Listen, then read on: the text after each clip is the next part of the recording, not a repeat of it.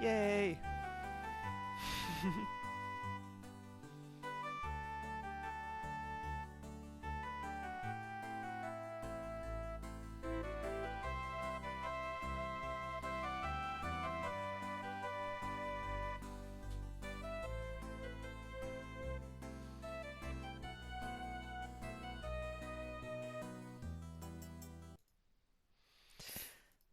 Oops. Oh, that's fine. Sometimes games just stop their audio when I click out of the window.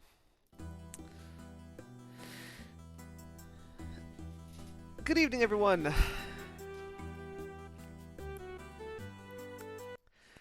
Welcome to another stream of the Crimson Diamond. I said I was going to do one more stream last week, but I lied because I didn't actually do everything that I wanted to do, so we're going to do another one this week, and maybe I will do everything I wanted to do this time. Let's see, so...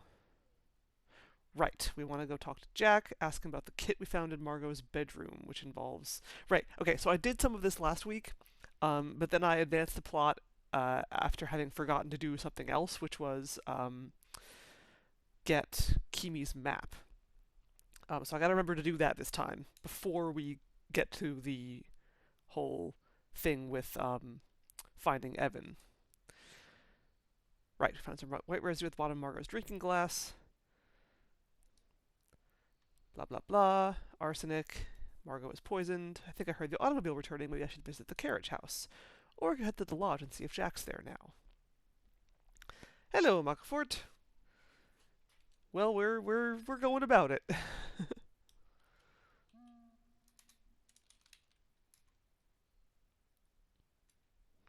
I am not too far away from the door. The weird thing about this part is that, like, I can listen with glass, but it says the door's not closed, but then I listen anyway.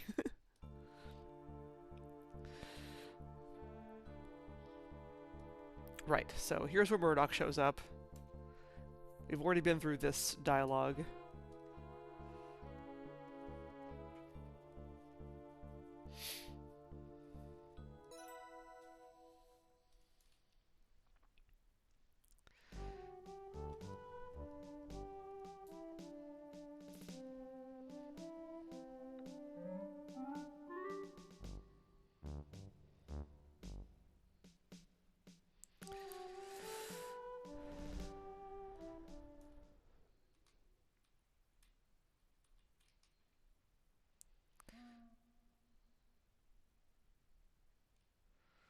Okay. So we're going to go to the lodge, but we are not going to go to the kitchen just yet. First, let's go here. Here we go.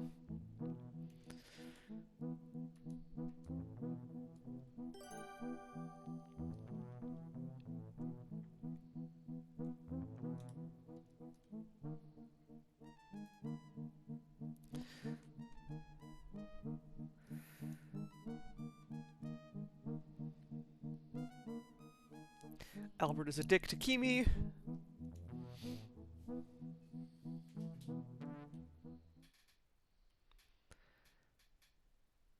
And then I want to go grab some water.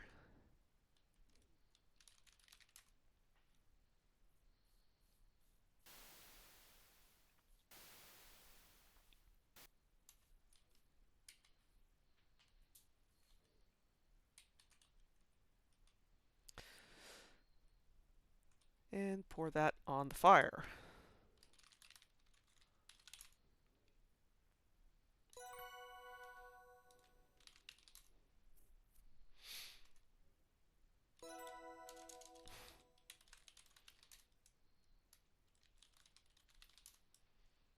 Sulaks.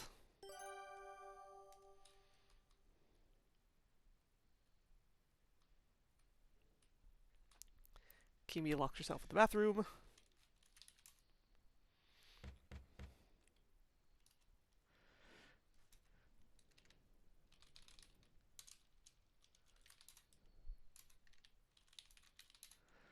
Kimi, why are you trying to burn this map in the fireplace? Albert walked in, saw me looking at my map, and got extremely upset. I have no idea why. I told him if the map makes him so angry, I'd get rid of it. What is wrong with everyone? As much as I love the Cormorants, I can't stand to stay here much longer. Why do you have a map with the Sioux Locks circled in red? I've been planning to visit the Sioux Locks for ages. We discussed that on the automobile ride from the train station to the lodge. The Sioux Locks are a civil engineering marvel. They're the linchpin of the Great Lakes. Ah, that's right, I do remember.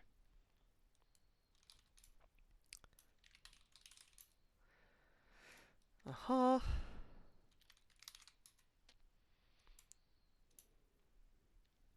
Albert hates maps, yeah. A map killed my father. Hello, Edenwaith. I love I love the Crimson Diamond emotes. That makes me so happy. Julia showed up in my stream last night and like Crimson Diamond emote spammed me and I was so happy about it. It was great.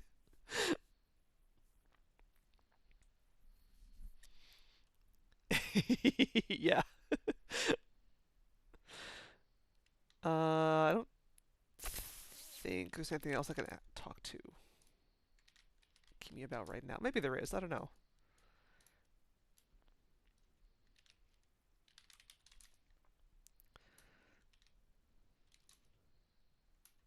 I'm afraid I don't know what happened to your kit, Nancy. It was a long journey. I was asleep sometimes, and there were plenty of people moving about.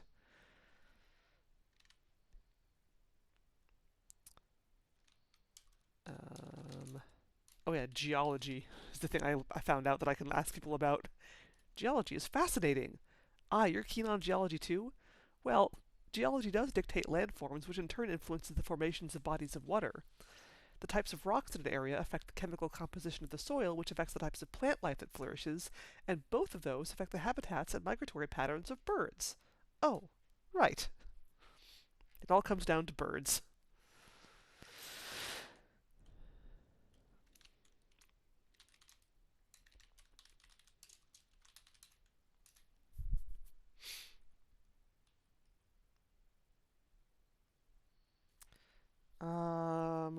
What was the... Oh yeah, I could talk to Nessa. Oh yeah, and then Albert's up here too. And, Corvus. Oh, door's locked. Okay. Can't talk to Albert. Corvus is here, and I know that he has the key to his satchel, but I do not know how to get it off of him.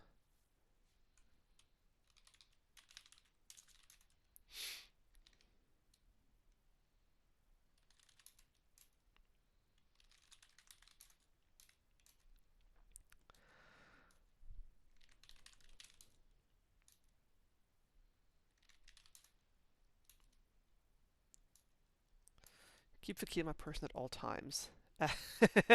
Actually, Kimi, if she was actually just three cormorants dressed up in human clothes. God, like, were you there when, Summer was streaming this game on, like, release day? Because that was the running joke, that Kimi is actually three cormorants in a human suit, and all she wants is to have sex with cormorants.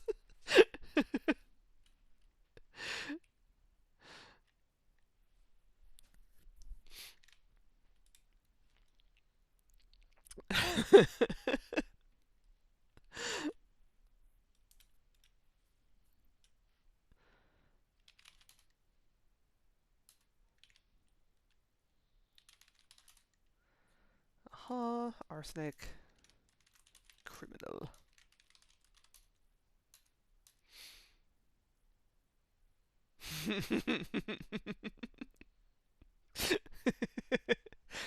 It's true. It's true. It's all true.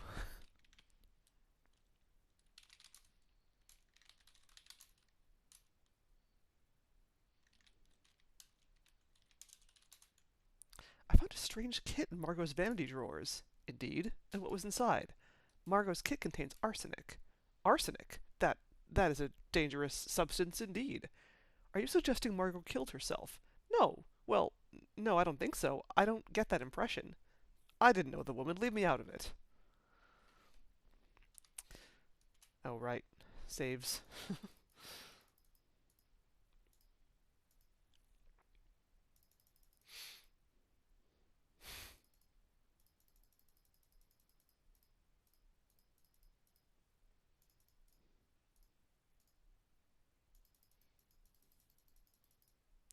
I missed the Kimi lurking scene on this run through, but I don't think I really got anything important out of her, so I don't really mind that much.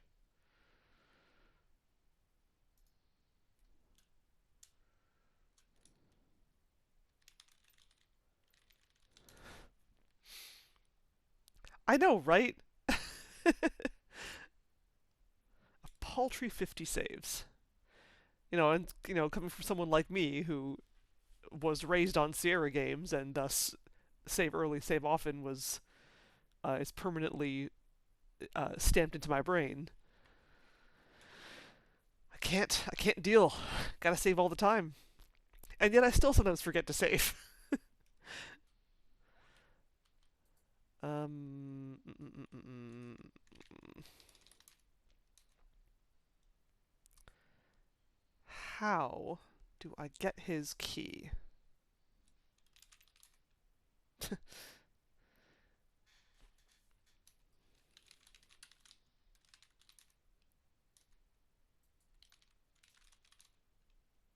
Say, Mr. Shaw, may I see the key for your satchel?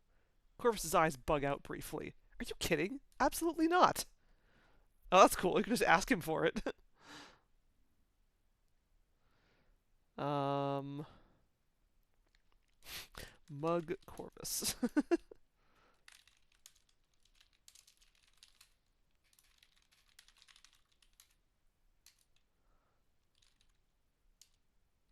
I already tried picking his pockets.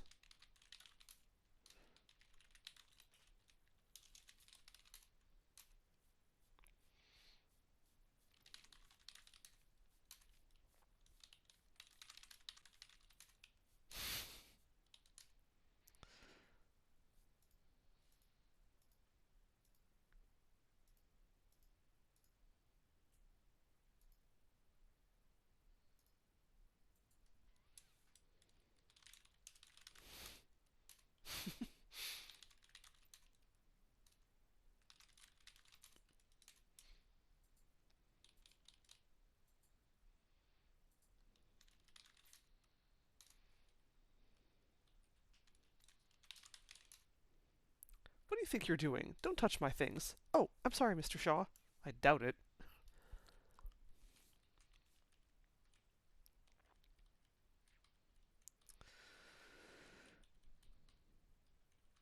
Well, hmm. I don't know how to get it off of him. Keeps it on his person at all times.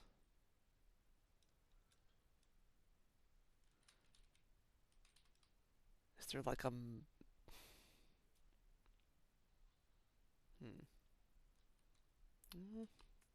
Yeah. Man, I wish.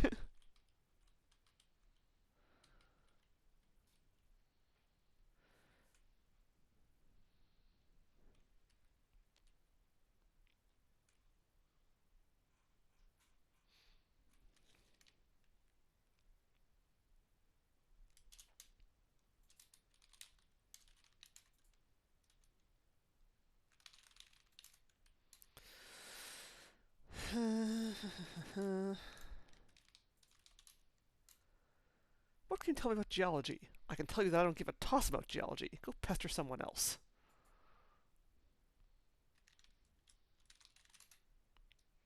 Nessa probably won't be satisfied until I'm actually able to return her brooch to her. I'll hold off on revealing anything until then.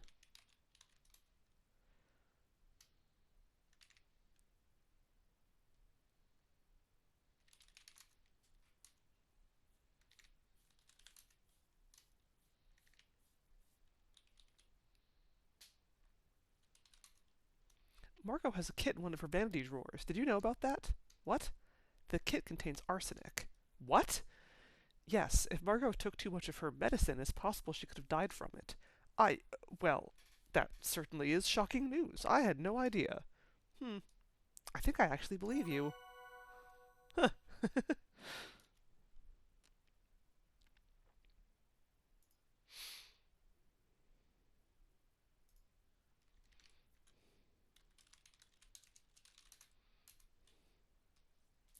We've seen what happens when I confronted Margot about the murder.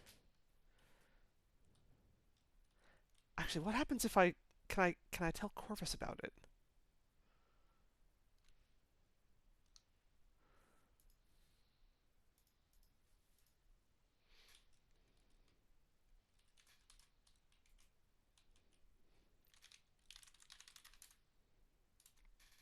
What did I let's see.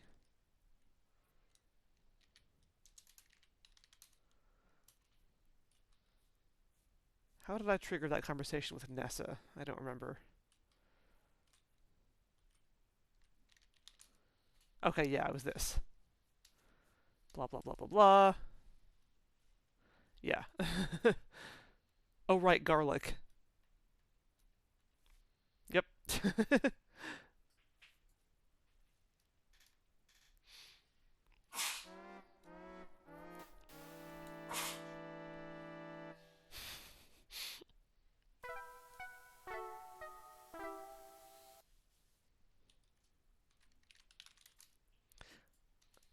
I don't like garlic, far too pungent.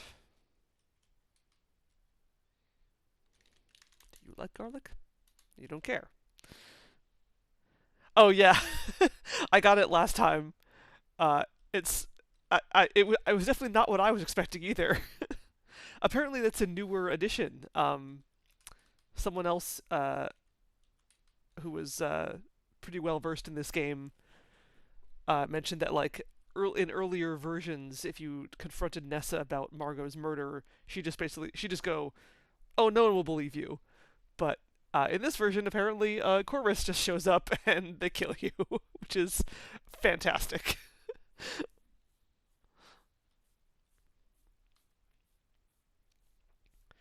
You know too much. Um, okay, the other thing I wanna. Hmm. Oh, hey Nathan.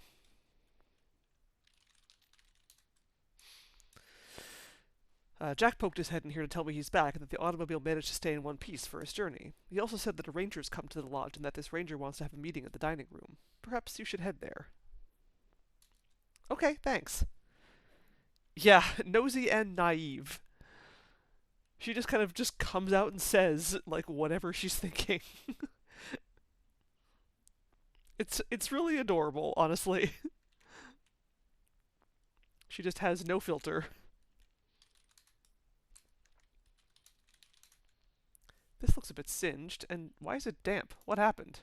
Well, this is Kimi's map. She threw it into the fireplace and tried to burn it. Why'd you do that? Albert confronted her about something. She got upset and seemed to think it was about this map. So you poured water over it to save it. Yes. Hmm, I see. What can you tell me about the geology of Crimson? Oh wait, we already talked about this. Okay. Yeah, I've seen this dialogue before. Cool, cool, cool, cool. Yeah, I don't know what she was expecting. I guess she was expecting Nessa to just kind of go, "Yep, you got me. I turned myself in."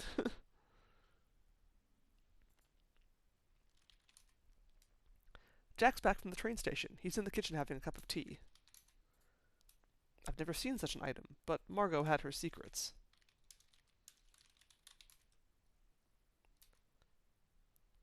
Wait. I'm sorry if you're feeling unwell. Jack should know where the remedies are stored.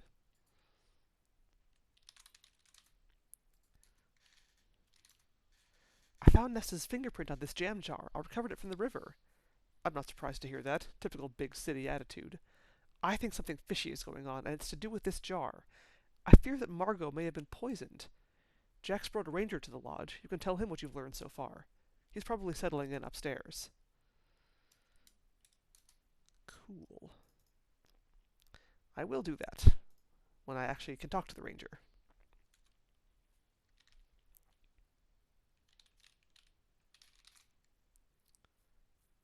Ah, right, yeah. The report.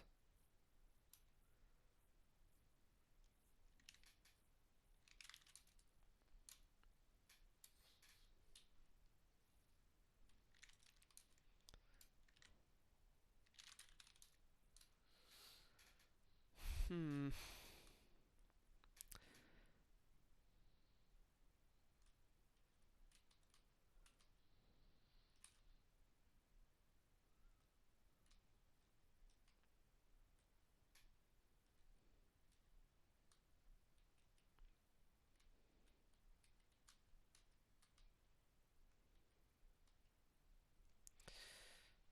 Let's see. Okay. I'm going to at least.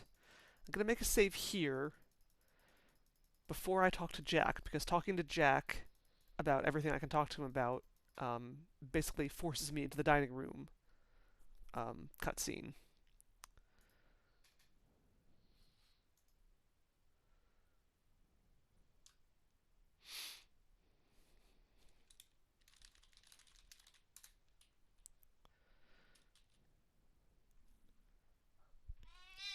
Hi. Hello.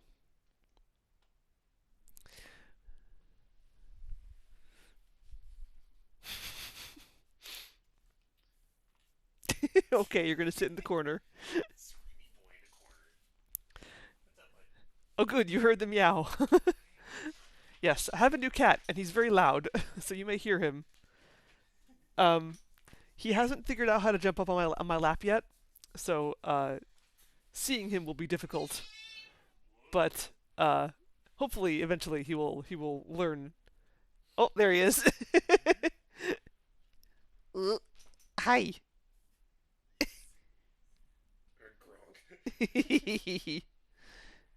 Hello. His name. We're kind of waffling on his name. He was named Dolby when we got him from the rescue place, but we're probably going to change that. Um, I think currently the name we're leaning towards is Orbit. Another possible name is Jazz, but I'm a fan of Orbit. Also, I think Baker was another one we were considering. Yes, because he's very good at baking biscuits. How old is he? He's what, like four to six, somewhere between 4 and 6. Also, he chonk. He's a big fatty. Yes, he is thick. Yes, and he is deaf. Hence the loud. He does not know how loud he is.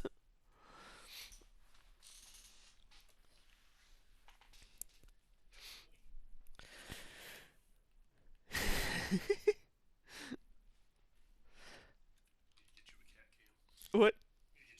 Yeah.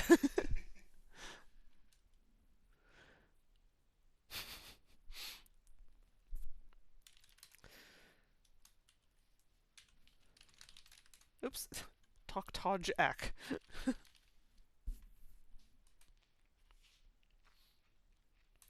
Meeting in the dining room. No, I will not be going to the meeting in the dining room. Versus your loudmouth cat who isn't deaf, he just wants attention. Yeah. That is also a reason to be loud. Hmm. That looks like a map of Northern Ontario, alright. Did you drop this in the toilet or something? Yuck. No, that's not what happened. It's clean water from the tap. I did that because it was on fire. Okay, Nancy. Jack is just, uh huh.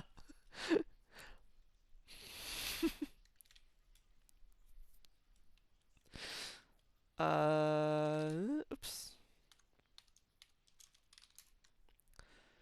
Mr. Respa's here to conduct field research and write up a report of his findings. That's all I know. Sorry, Nancy, I never really learned about that stuff.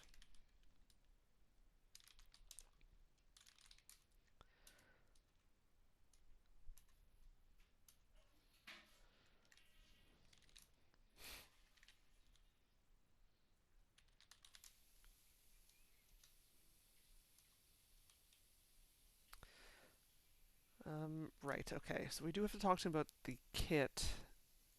Is there anything else I can talk to him about?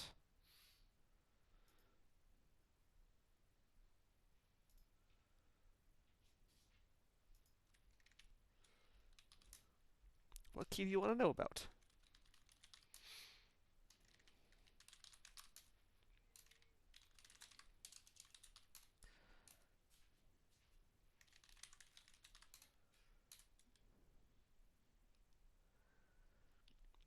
It is a map of northern Ontario, but the Sulaks are more like southern Ontario on the Great Lakes. That, yeah, that would make sense.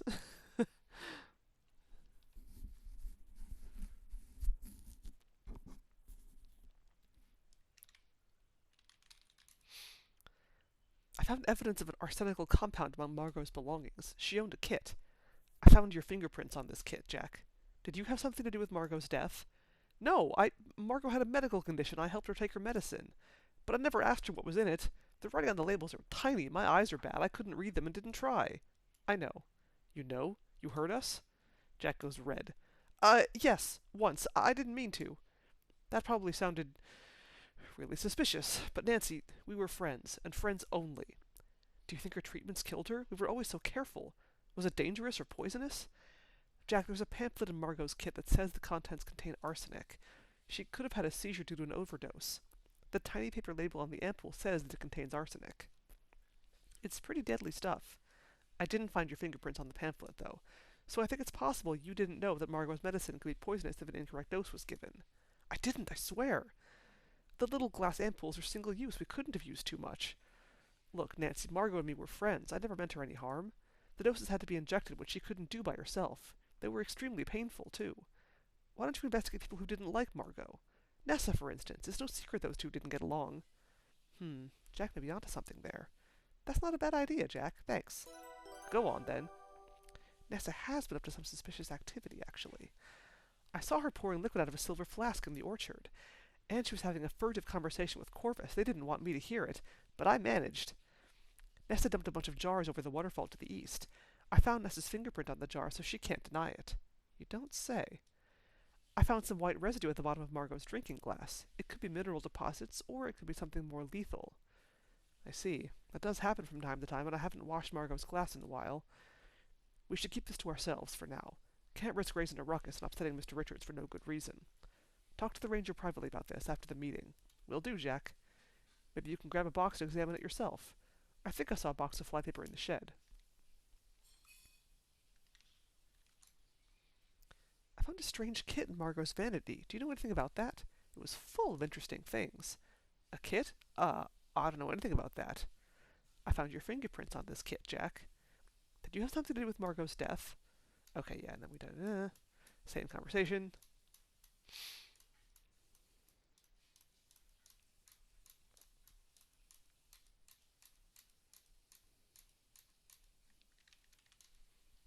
Oh, yeah, that's one of my jam jars for sure. I'd know it anywhere.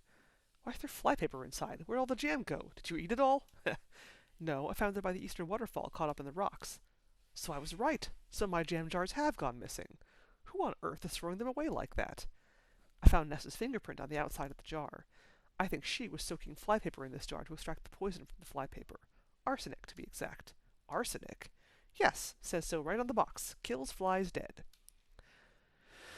I saw Nessa pouring out a silver flask out in the orchard after Margot died. She said she didn't need it anymore. I bet that's where she stored the extracted poison. After the last of the water in Margot's drinking glass evaporated, a white powdery residue remained. I'm almost certain if it was tested in a lab, it would be confirmed as arsenic. I've just brought Ranger Murdoch back to the lodge. Just so happens he was in the area. You should tell him about this. Will do, Jack.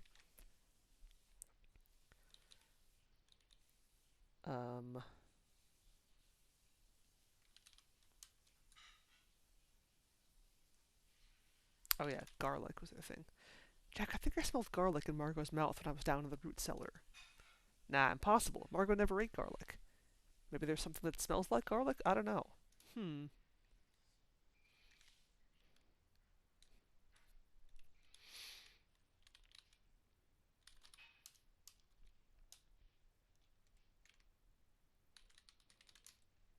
Jack, the box of flypaper is empty. I could have sworn that was a fresh box of this stuff.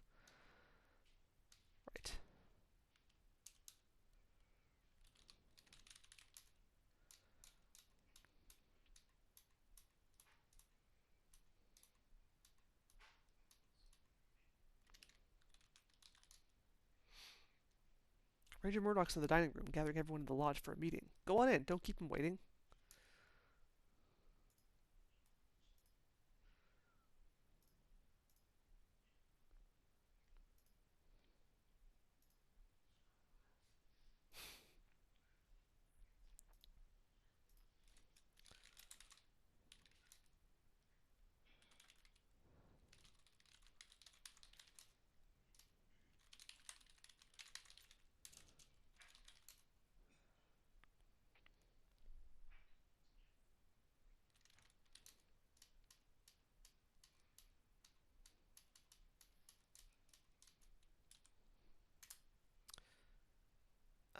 Oh yeah, I think her hair. Let's see. Yeah, showing doesn't do anything.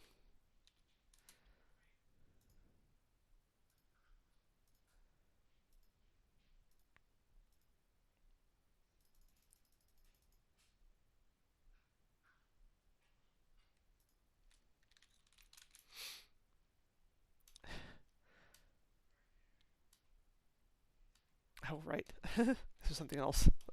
The fireplaces in the lodge are a bit grimy with soot. Yeah, I'm pretty good about keeping the rest of the lodge clean, but there's only so much work I can do. I gotta confess, I've kind of let the fireplaces go. The soot's so powdery when I try cleaning the fireplace, the stuff gets everywhere. I'm probably gonna have to hire some help with that before winter comes.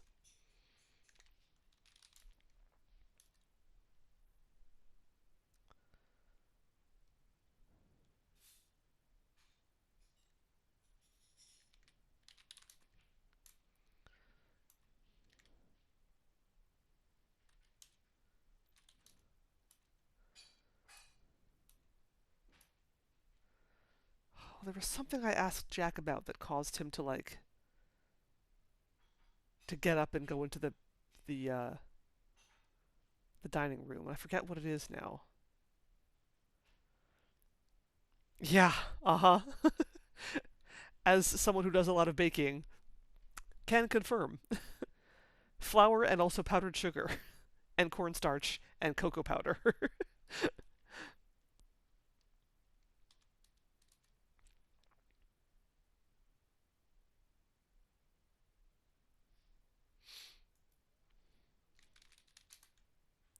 Oh, right, it was review. Okay. Nancy, I think we're just about ready to get this meeting started. Why don't you head on into the dining room? Sure thing, Jack. See you in there. Jack's called us all to the dining room. That will probably be a good place to go next.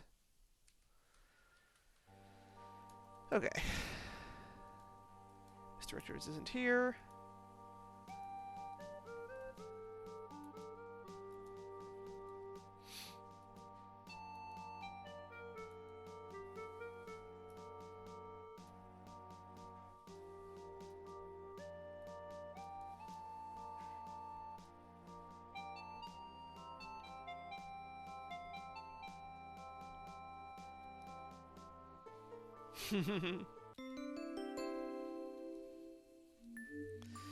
Yep, it is true.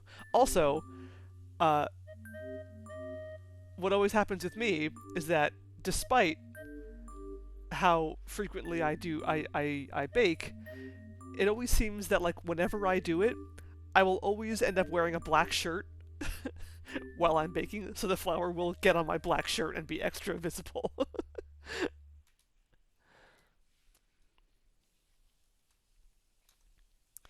Okay, we'll worry about this later.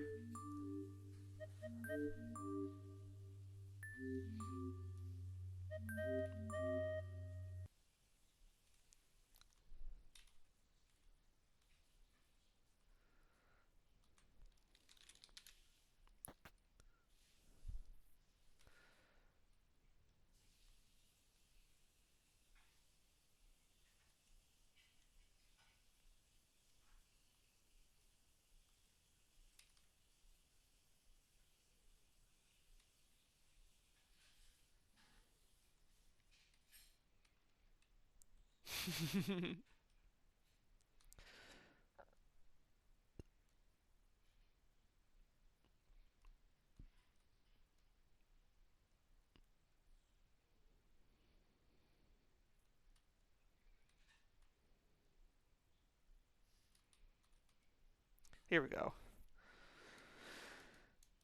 If you're looking for the ranger, he should be in the bathroom across the hall freshening up. Okay. Enough looking for the bathroom.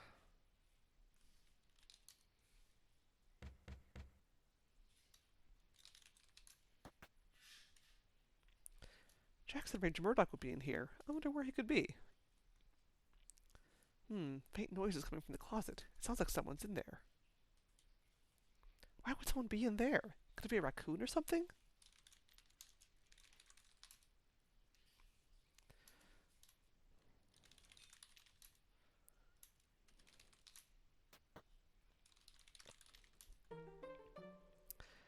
Someone or something in the upstairs closet.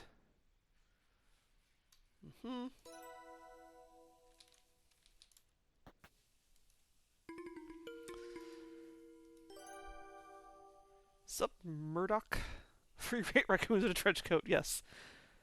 Is there a mummy hiding in the bathtub? No? Not that I know of.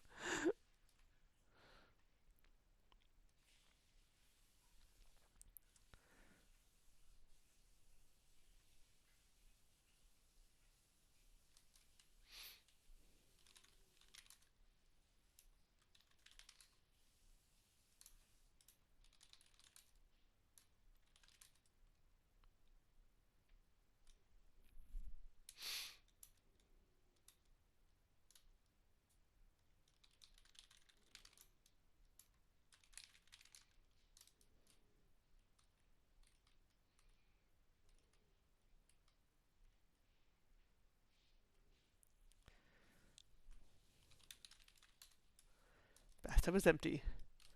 No mummies in there.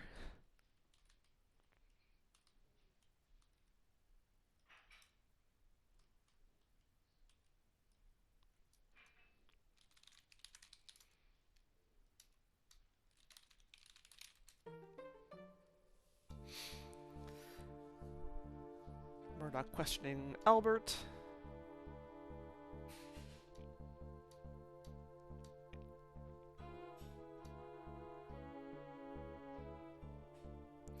I will not present ID.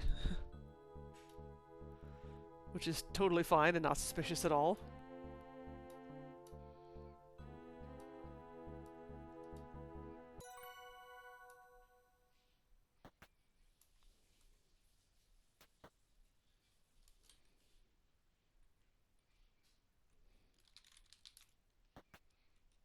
Sup, Albert?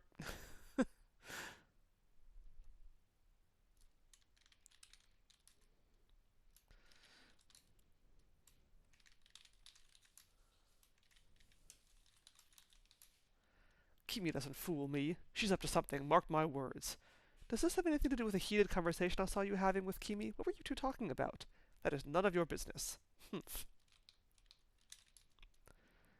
I don't know what about that, Nancy. I'm a mineralogist, not a civil engineer.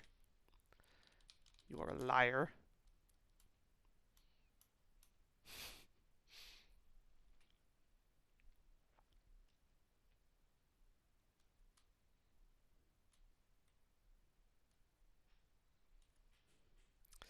Oh, pardon me. Good evening, Miss Maple. I'm just getting settled in for the night. Oh, he's got his little, like, his boots are off. He's got his, like, stocking feet. That's cute.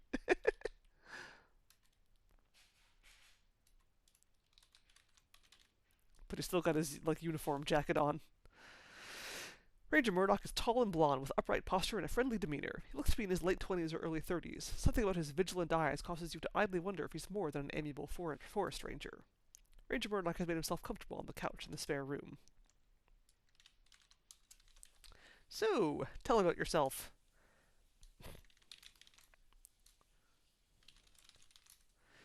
Here's my chance to tell an officer of the law about what's happened to Margot. I should tell Ranger Murdoch about my investigation. Margot's illness and death seem quite suspicious. I should tell him about that. Good evening, Ranger Murdoch. How are you settling in? Oh, hello, Miss Maple. I'm settling in well. I had no idea there were so many folks at the lodge tonight. I've only just met her, but she seems like a pleasant woman. Ms. Crabbe? She was asking me about the theft of a brooch of hers. I'm afraid I can't help her. I have bigger fish to fry. I think she's looking for her brooch now, actually. I've been hearing rummaging around and voices in the rooms down the hall. Mr. Shaw, the lawyer? I'm hoping he'll be able to help me write up a death certificate for Margot. What can you tell me about him, seeing as you're better acquainted? Mr. Respa is Belgian, from Antwerp specifically. He was hired by the Canadian government to investigate the diamond claim here in Crimson. He smokes cigars and likes brandy. He spends most of his time in his bedroom writing up mineralogical reports. Sometimes he locks the door. I actually think his bedroom door is the only bedroom door in the lodge that locks. He must really value his privacy. He wears a size 12 shoe. They're very shiny and fancy, which seems unusual for a mineralogist who is out in the field. When he was performing his fieldwork yesterday, he seemed fixated on the glacial erratic, but the glacial erratic wouldn't be indicative of the geology of this area. He got upset when I asked him about this. I found that a little unusual. He had loads of heavy luggage shipped to the lodge ahead of his arrival, but I've never seen him use any of the stuff packed inside. I wonder what they contain. Very interesting, and very well observed. Thank you, Miss Maple. Happy to help. Yeah. No diamonds in fish, please. I'm afraid I'm unfamiliar with the reservations in this area, Miss Maple. I don't know the Cardinal family. Can you help me look for Mr. Richards? I think something terrible has happened to him. I think he's gone missing. How long has he been missing? Maybe half an hour?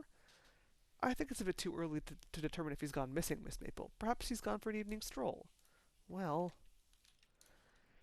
Jack's a fine fellow. I'm sure he could use more help around here. I feel the same way about my line of work. Rangers have to watch over large regions. Fortunately, places like Crimson are pretty quiet. Usually, anyway.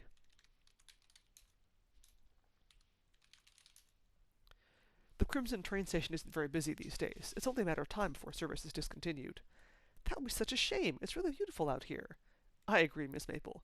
But people tend to bring their problems with them, don't they? Lazy-ass ranger. I mean, he's kind of right. It's only been gone for half an hour. Civilization, industry, crime. Perhaps it would be best if Crimson disappeared entirely. Best for those who were here before us, and for the cormorants. Did someone say cormorants? Kimi just burst into the room. They're gorgeous birds. I hear there's a splendid nesting colony in these parts. Also, him being, like, refusing to investigate Evan's disappearance might be just contrived so that, no, the player, you do this. You investigate Evan's disappearance. That's kind of, the point of the game. Investigate stuff.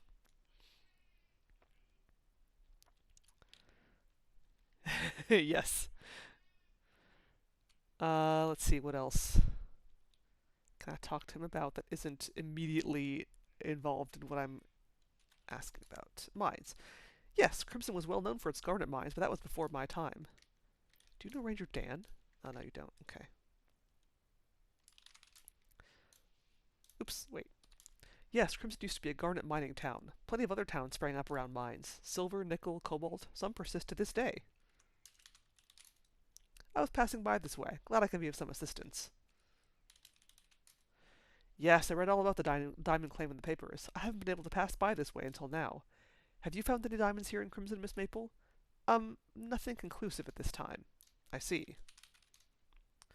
Ah, yes, the bridge explosion. What a terrible thing to have happened. What'll be done about it? What can be done about it? That's not my job, Nancy. I'm just your run-of-the-mill ranger, passing through and helping folks who have need of me. Liar!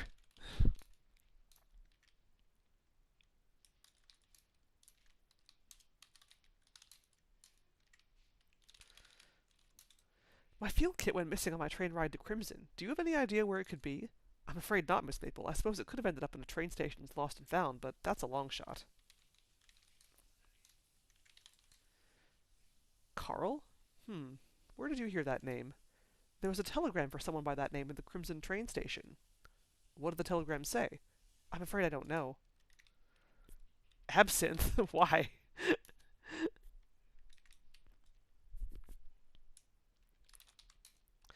I'll examine Margot's body tomorrow morning. According to Jack, she had some health issues which probably contributed to her death. I'll be filling out a death certificate and notifying her next of kin, although Jack told me that she doesn't really have any. Do Do I have anything helpful to tell Ranger Murdoch about Margot's death or my investigation into it? Ranger Murdoch, I'd like to discuss my investigation with you. Your investigation? Yes, into Margot's suspicious death. I smelled garlic on Margot's breath. Do you think that might be significant? She didn't ever eat garlic either. That could be significant. We'll look into it. I know that the flypaper here at the lodge contains arsenic. If Margot was poisoned, the killer could have somehow used the flypaper I found. I found some white powdery residue in the bottom of Margot's drinking glass. Earlier this evening, I saw Nessa bring Margot a jug of water and a glass. It would have been the perfect opportunity for Nessa to poison her. I have a sample of Margot's hair. Would it be possible to run tests on it to detect the presence of toxins? Yes, absolutely. We can do that. Hold on to the sample for now. I should tell Ranger Murdoch about Margot's illness.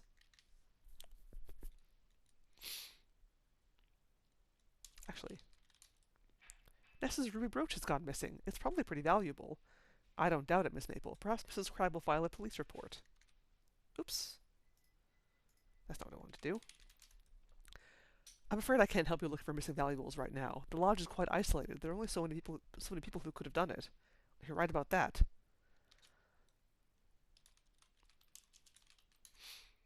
You tell Ranger Murdoch what you've discovered so far.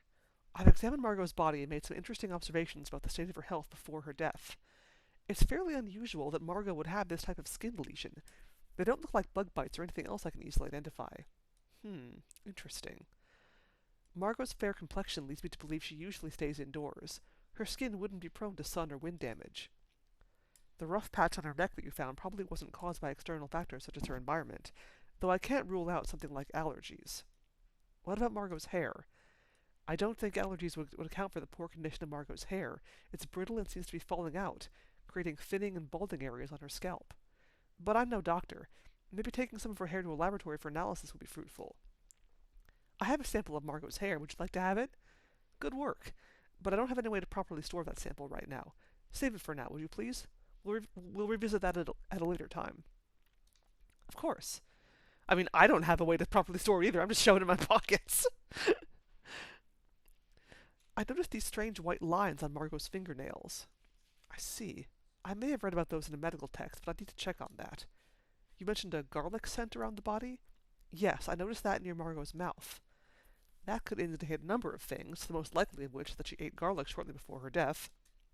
But I know that Margot never ate garlic, and Jack never served it to her.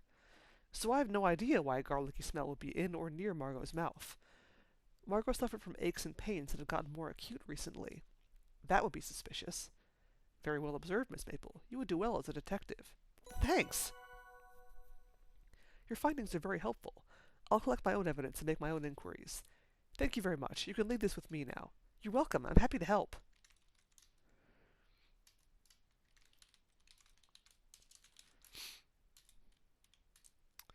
Cool. Hey, dual names! Hello, hello! Welcome. Yeah, I also bought it day one. I didn't play it until, obviously I didn't start playing it until more recently, but yeah, definitely a day one purchase.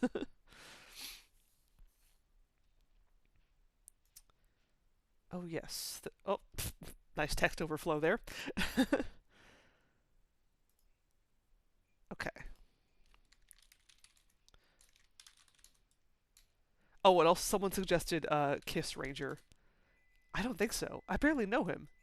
Did you say something, Miss Maple? Nope.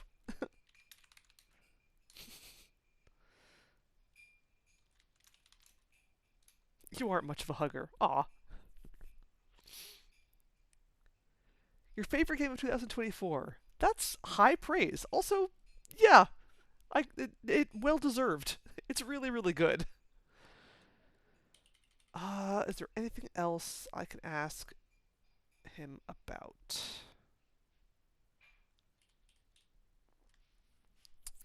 Can't really think of much else. Ranger Murdoch has thoughtfully removed his shiny black boots before putting his feet up on the sofa. Don't mind me, I'm just going to stare at your boots. You peek into Ranger Murdoch's boots, but you don't see any label indicating their size. Can I help you with anything, Miss Maple? Oh, no, not at all. Okay, bye. Just being creepy about your shoes, that's all. Nancy, your constant intrusions are exceedingly tiresome. I desire privacy. I ask that you respect my wishes. No. Okay, well, the satchel's here.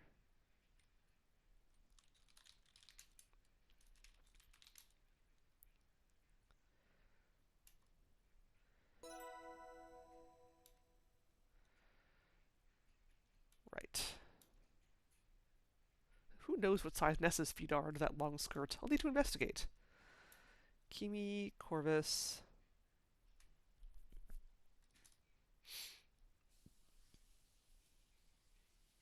Right, size check.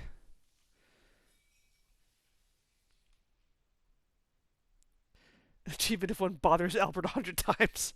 That'd be great.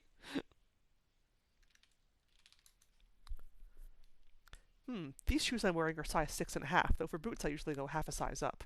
Thanks, Kimi. That information might be very helpful. Hey, Kimi, what size shoes do you wear? Okay, thanks, bye. Oh, yes, I've been seeing some high praise for all three of those games. Dread Delusion, Harold Halibut, and Mouthwashing.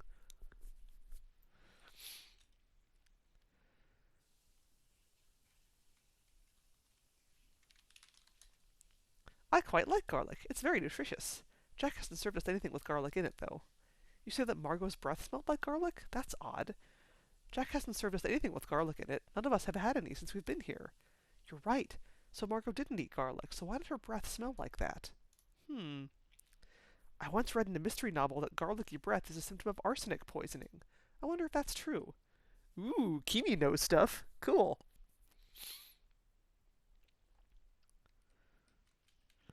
Nice. Aw, man. Those are the best kinds of games. Rare gems, indeed. What you doing? Kimi looks perturbed. She's sitting at the coffee table drawing in her sketchbook. Oh, hi, Nancy. Is something wrong? I think it's time to move on. I feel like I've worn out my welcome here. Oh, why do you say that? The people here are so unfriendly, rude even. I much prefer birds in the great outdoors. Not to mention poor Margot. The lodge is full of so much tension, angry, muffled voices, slamming doors. I'm going to head to bed soon. Maybe things will look better in daylight. I hope so, Kimi. Good night. Good night, Nancy. Kimi is drawing a map into her sketchbook. That looks like the map of Northern Ontario I recovered from the fireplace. Kimi circled the Sioux locks in red. Oh, Nancy, sorry. I don't like sharing my sketches. I'm a bit embarrassed by them. Oh, I'm just sketching a little to calm down after an unfortunate encounter with Albert.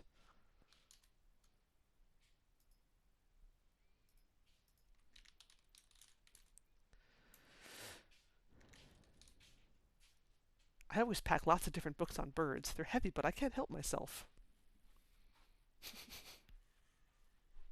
Hello again.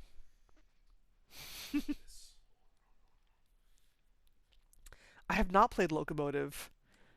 That is another one that is that's been mentioned in glowing praise. Okay, you weirdo.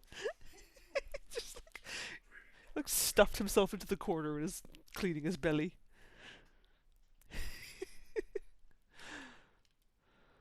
Let's see.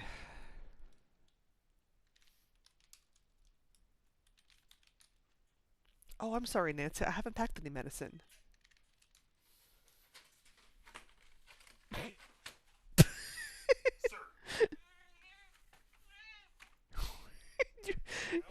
Headbutting the Pokemon cards.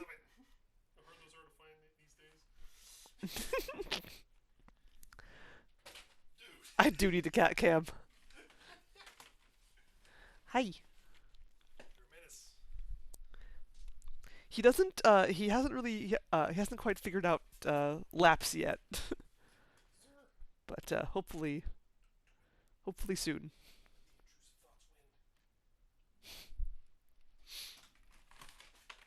Oh, pff, what are you biting that for?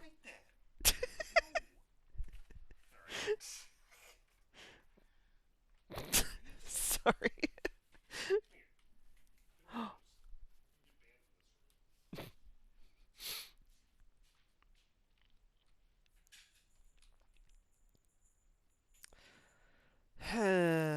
how the hell do I get Corvus's key?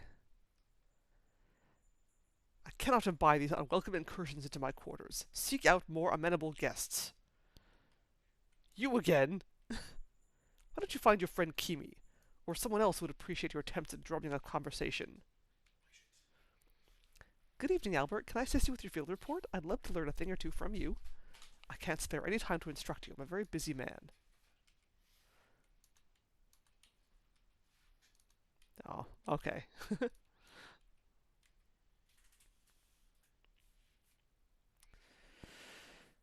This is not here.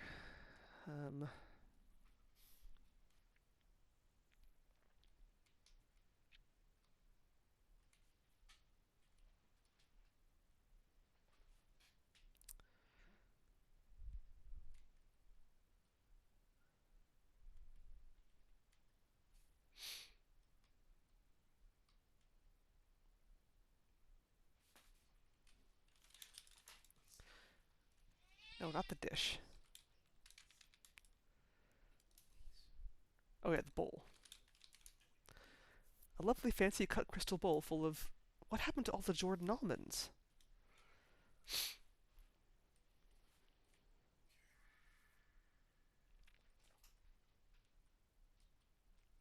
What indeed?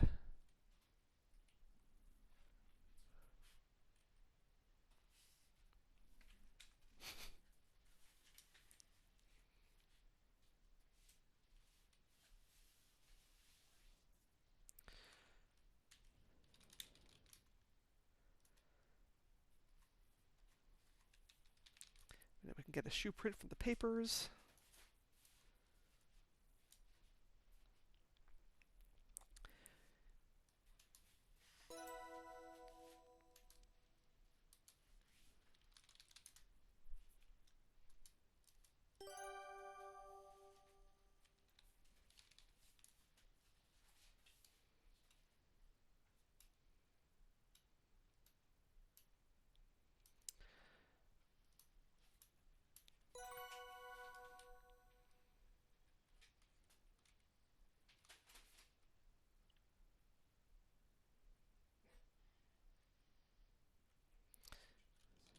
Hello, Jack. Jack is looking preoccupied and a bit harried as usual. Hi, Nancy. Whew, I'm just taking a bit of a break before I go up to bed. I've really been run off my feet these days.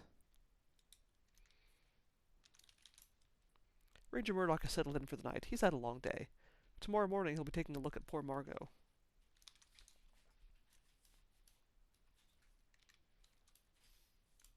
Okay, we already talked about the kit. Blah, blah, blah, blah, blah.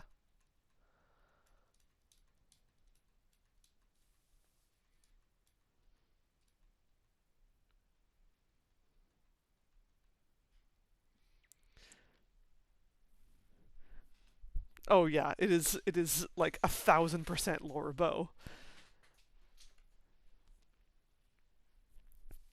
It's like, and it's both Laura Bow games too. It's like it looks mainly like Colonel's Bequest, but there's a lot of elements from Dagger of Emon Ra as well.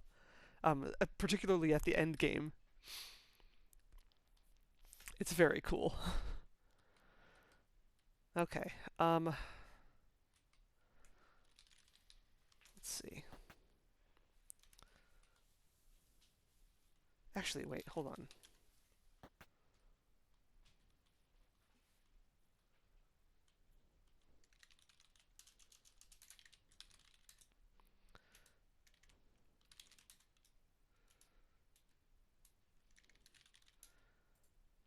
Why wasn't Nathan at the meeting with Ranger Murdoch? Well, he's not really supposed to visit here, not without a pass from the Indian agent of his reservation.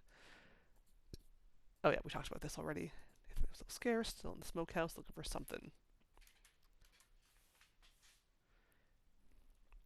Nathan's looking for something? Like when the two of you were walking back and forth along the riverbank by the big bridge? What were you looking for? We like to walk out there is all. It's relaxing. Relaxing? It certainly didn't look very relaxing. You both seem pretty tense. Never you mind, Nancy. Stay away from the riverbank. It gets muddy. You'd soil your nice shoes. Humph.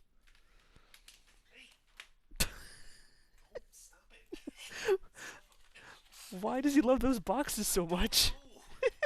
Go, you have toys. Play with them. No, I want to play with the human toys.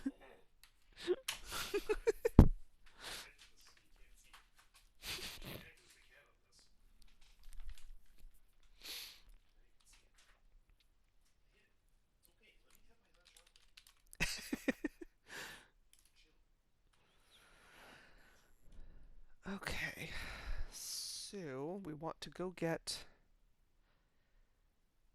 Kimi's shoe prints, which are here.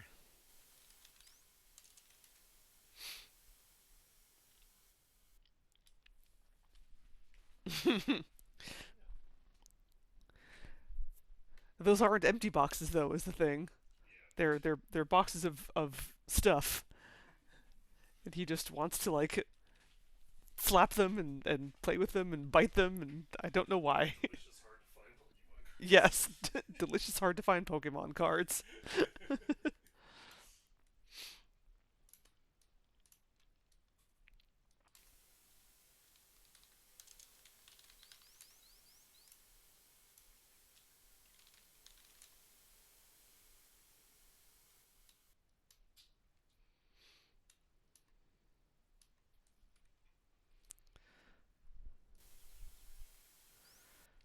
Aw, yeah.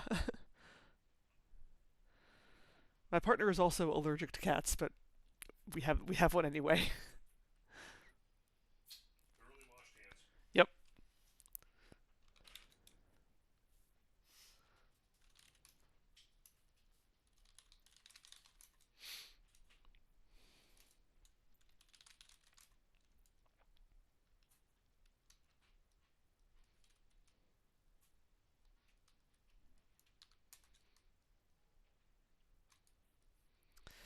Nathan, size 16. Nathan's got big feet. Okay. Now let's check out the Jetty.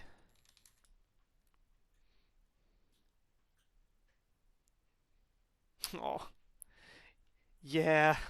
Yeah, it's a problem.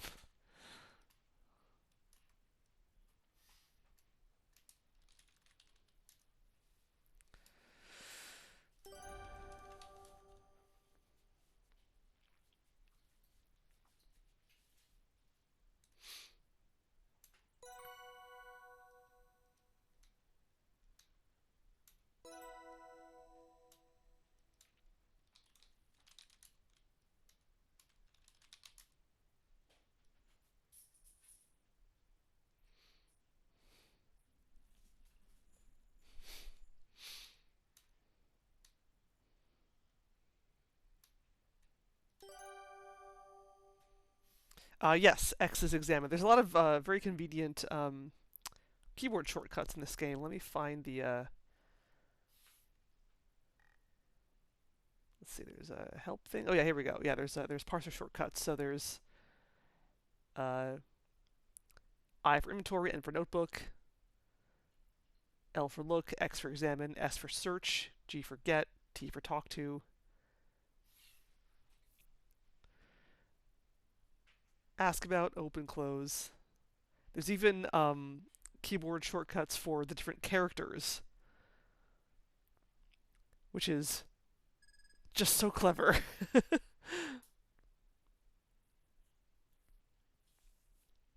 Yeah, yeah, extremely user friendly. There's so many smart decisions in this game, and like the parser is really strong. Like there's a lot of things that it recognizes and understands. Another really fun thing that I think is a really clever touch, it will not let you use the verb use. Use is not okay. You have to like come up with you have to be specific. Be specific about how you are using things. No, it is not basic. There are some things where it's like a little bit too good sometimes. Like some of the sometimes it'll like think you're talking about something else when you're trying to like some of the what's the I'm trying to gather my thoughts here.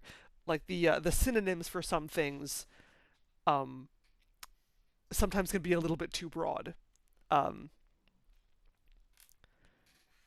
and that can lead to a little bit of sequence breaking sometimes, as I've noticed in my playthrough. Like, I accidentally found out information that I wasn't supposed to because I used, like, a word that meant something else. And so the game was like, oh, here's the info that you were probably looking for. But I was like, no, that isn't, no, that isn't what I was trying to do. So there's a little, it can be a little bit over enthusiastic at times, but other than that, it's really impressive.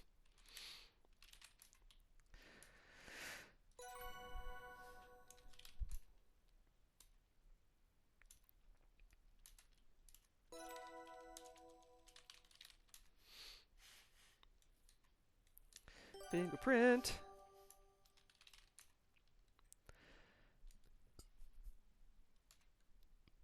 So most of this is all stuff that I've done before in my previous playthrough to the end of the game, so I'm kind of skipping past a lot of it.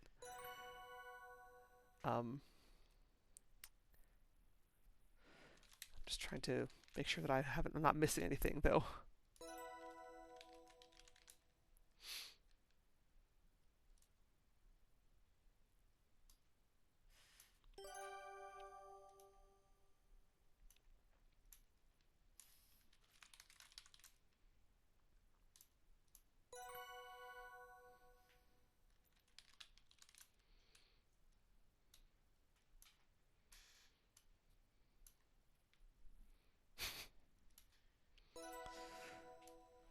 Right. Evan was dragged away from the jetty. He didn't wander off, and he didn't fall into the river, nor did he jump in. Corvus was involved somehow, and so was Nessa. I'm satisfied with my investigation of the jetty. I think my work here at the jetty is complete. I've discovered some interesting things.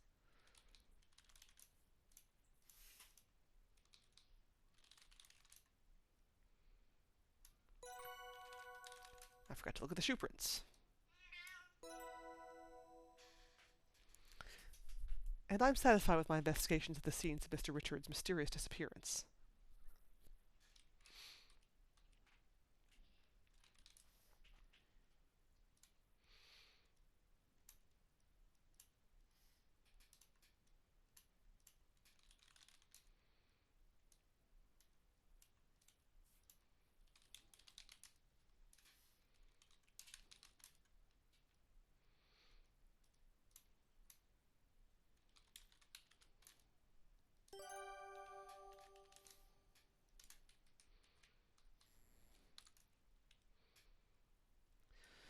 Dragged from the jetty.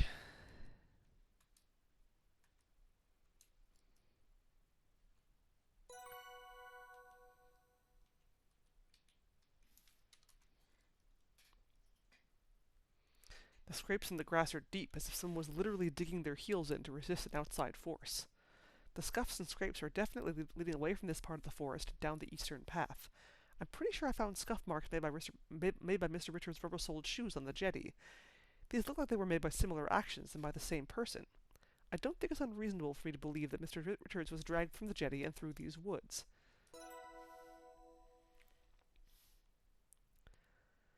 Yes, the border of the text boxes changes depending on where you are, which is just so cute.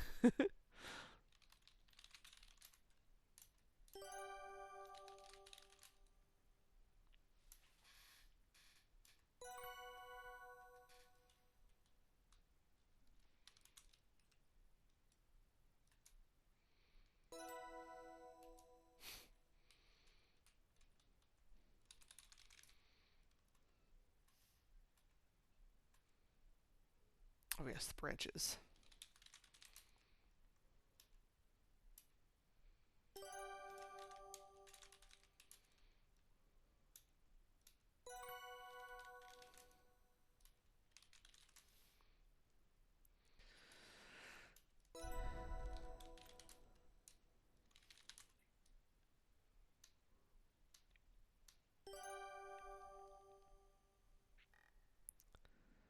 Oh, that's right. Yeah, I think you're right. I think Conquest of Camelot also did that. I need to replay Conquest of Camelot. I love that game. It was, I mean, I love Longbow even more, but Camelot was so cool.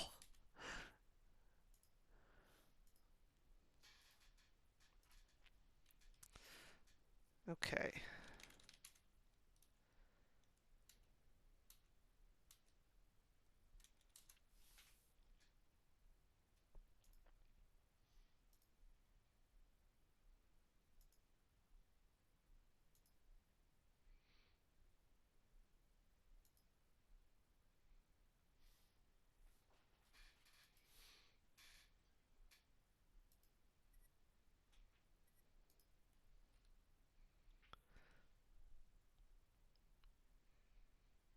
Oh man.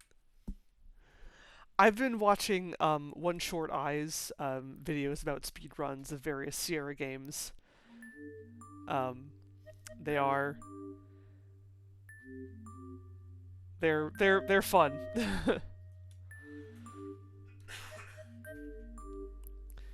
Yeah.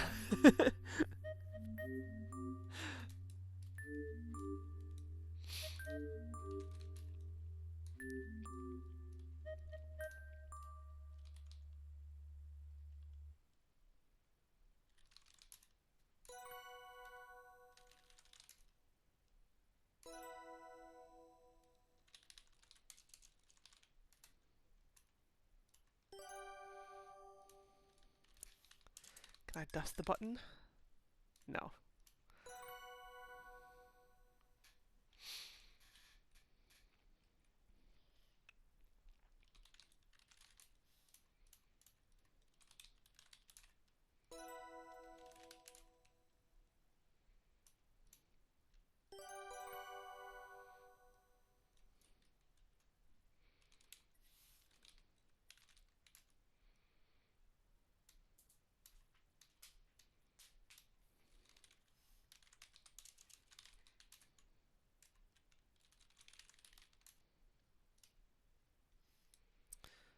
Let's see.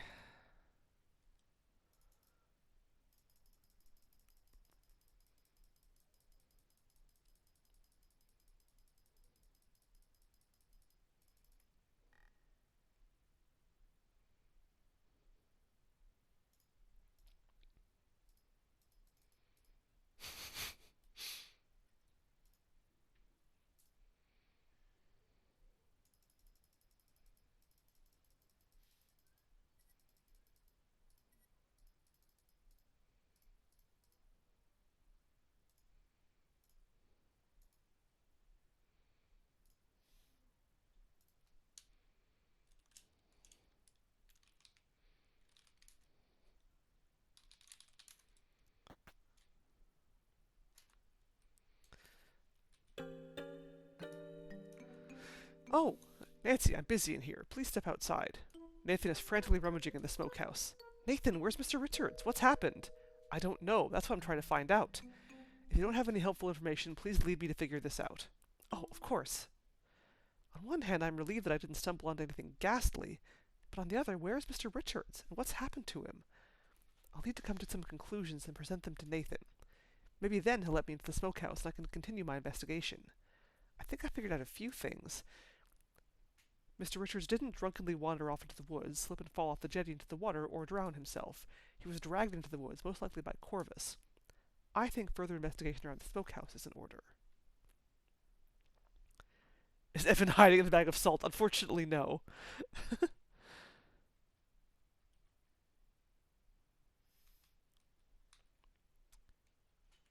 Okay, let's see.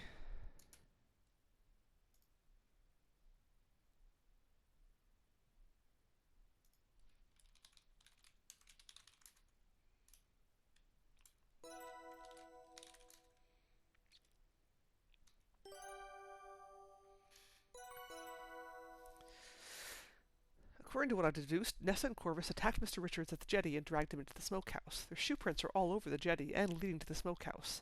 The scuff marks I found came from rubber-soled shoes of the kind that Mr. Richards wears. No one else at the lodge wears shoes or boots with rubber soles. One of Corvus's vest buttons somehow ended up near the smokehouse, too. Some of Nessa's hair was caught in a tree between the jetty and the smokehouse. That's definitely unusual. Nessa and Corvus were discussing something about a will, but whose?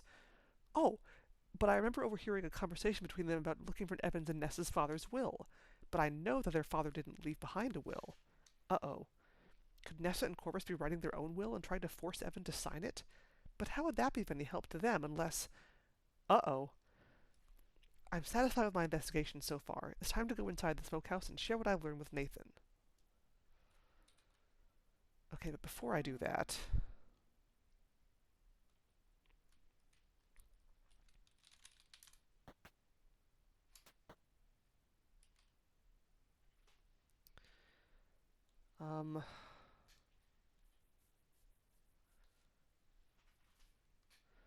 I know there's a point at which I can find...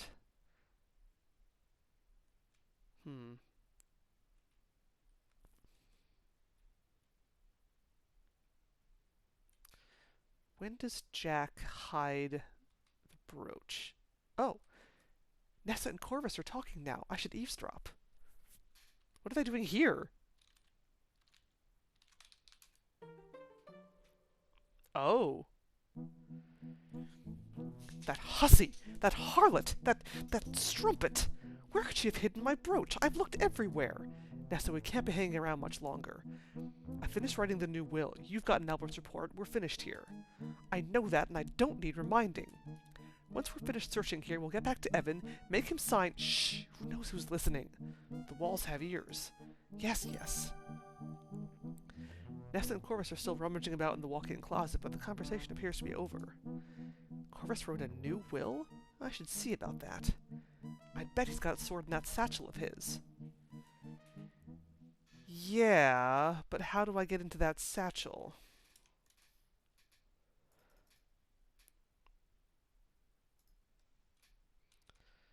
If he keeps it on his person at all times, how do I get his key?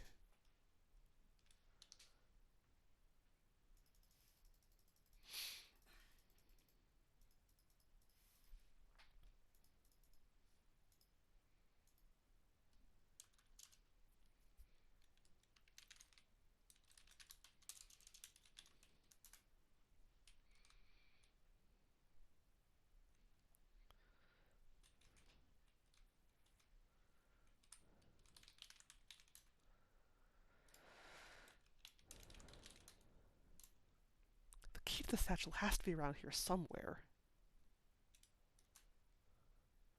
Search his bedroom. Okay. Well, maybe it isn't on his person at all times. Maybe it's in his shoes.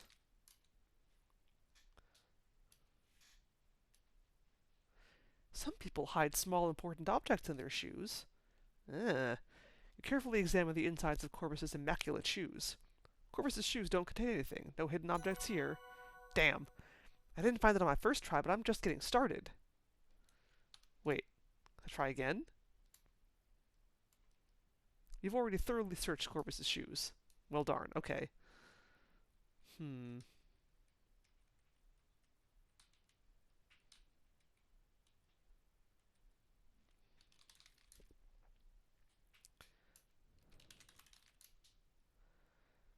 The writing desk doesn't have any drawers, which simplifies your search somewhat. Still, you meticulously examine every surface for hidden seams that might indicate a secret compartment. You wrap the wood with your knuckles, but the desk is built solidly. It is as it seems. It's a lovely desk, but it doesn't contain what I require. You also thoroughly examine the chair beside the writing desk, and it also yields nothing. Not here either. I should keep looking.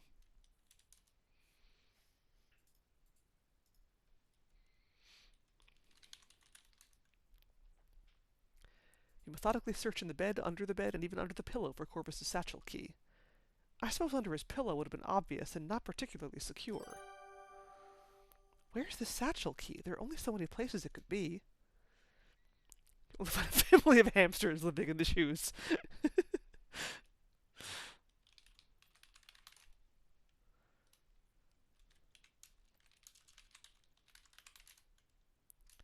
Yeah, luggage is locked tight.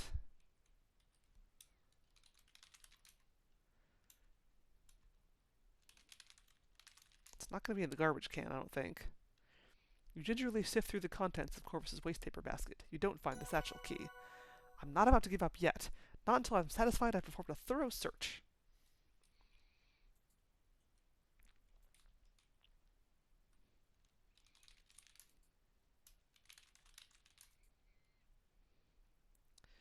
Well, it's pretty clear to even a casual observer that the table has nothing on it. You take the extra step of looking under the table in case something has been concealed on its underside. You can neither see nor feel anything stuck to the underside of the table. The table is solidly constructed with no hollow-sounding areas that might suggest hidden compartments. I'm satisfied with my search for the key to Corvus's satchel. I don't think it's here. He's got to be carrying it. Now the question is, how do I get it?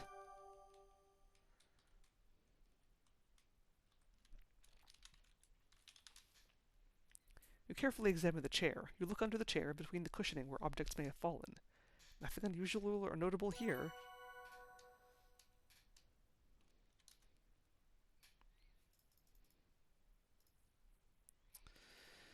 Yeah, how the hell do I get it?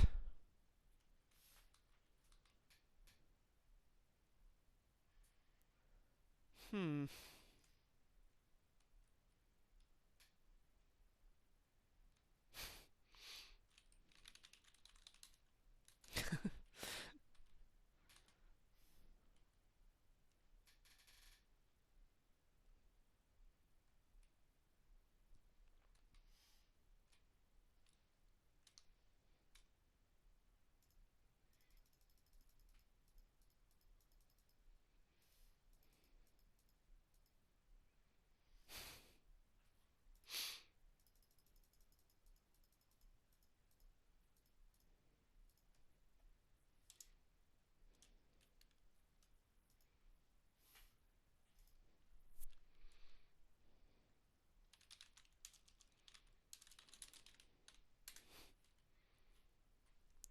Here's Corvus.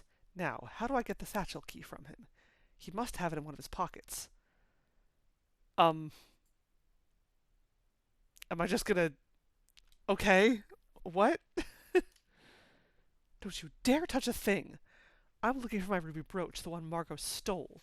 Oh, well, I can help you look for it. Not on your life. You'll just pocket it for yourself. Get out of here. Humph. Corvus doesn't look quite as natty as he usually does. You might even go so far as to say that he looks slightly disheveled. His vest is missing one of its metal buttons. Aha! This button I picked up outside the smokehouse matches the ones on Corvus's vest. Corvus seems to be taking an interest in Margot's shoe collection. He's taking them off the shelves, inspecting them, shaking them, and putting them back.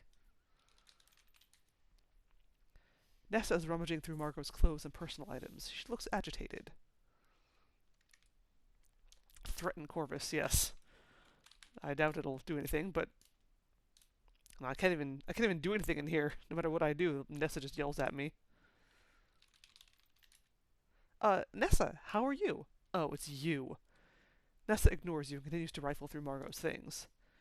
Mr. Richard seems to be missing. Do you have any idea where he might be?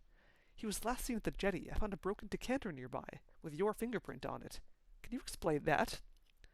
The crystal decanter from the dining room? I'm not surprised. I poured myself many a drink from that. I see. I found some of your hair caught in a tree branch. It looked like it was pulled out with quite a bit of force. Yes, my hair got all tangled up when I was looking for Evan in the forest, and I had to pull pretty hard to get myself free. That certainly doesn't prove anything, except that Jack needs to get better at trimming the trees. Uh-huh. I have no idea where my good-for-nothing brother is. He's probably off in the woods somewhere, sulking. Mr. Shaw, not right now, Miss Maple. Can't you see we're busy?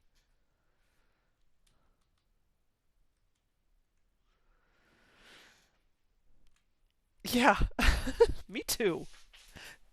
Note that we don't know who her husband is. We never see him, we never meet him. Actually, you know what? Okay, Mr. Crab, he's no longer with us. He died quite young, but I live comfortably. He would have wanted it that way. I never even thought to ask her about her husband. Yeah, he died quite young, and that would seem to be the case. I shouldn't ask Corvus about his satchel key. He might suspect something. I need to get into his pockets without him suspecting anything. You lack both the dexterity and temerity to perform that action. How can I get the satchel key from Corvus's pockets without theft?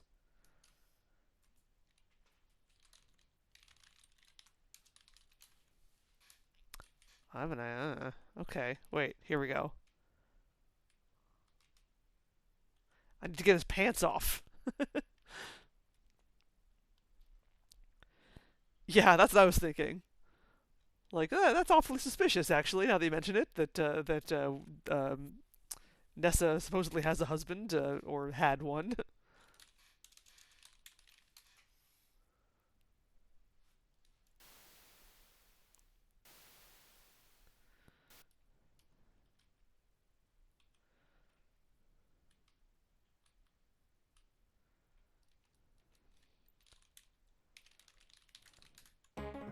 Oops. I'm so happy that worked.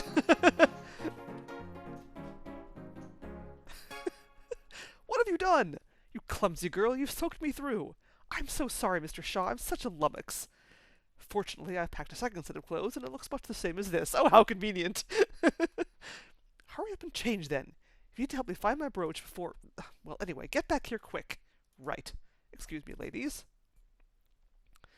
Corvus exits the room to change his clothes. Not knowing what to do, you stand awkwardly and wait for him to return. All the while, Nessa continues to go through Margot's things. Soon enough, Corvus returns, clad in identical vest and trousers.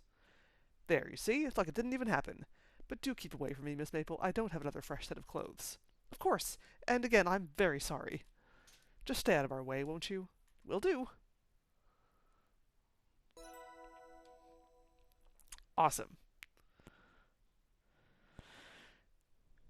So I wonder what happens. I probably can't do it while they're here.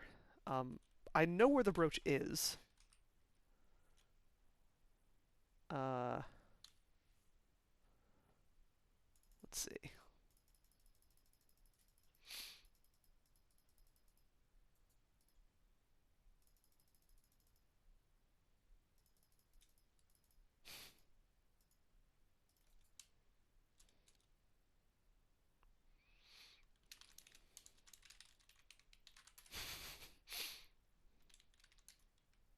Okay, yeah. If I try to do anything, Nessa just yells at me.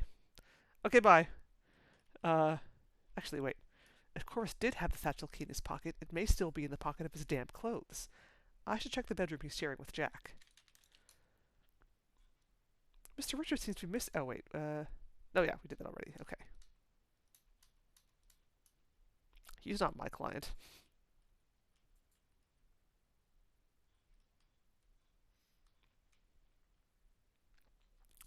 There we go.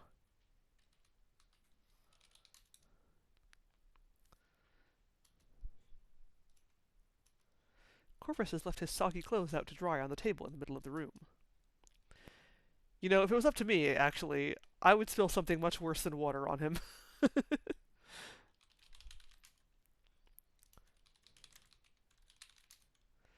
Corvus's vest and trousers are laid out on the table to dry.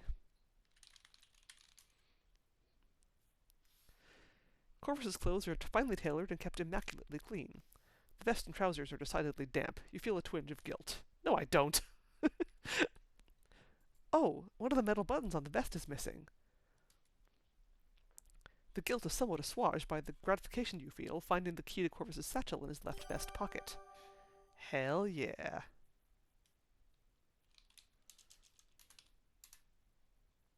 Oh. You reach into the left vest pocket and take the key to Corvus's satchel. I'll just borrow this key for a little bit.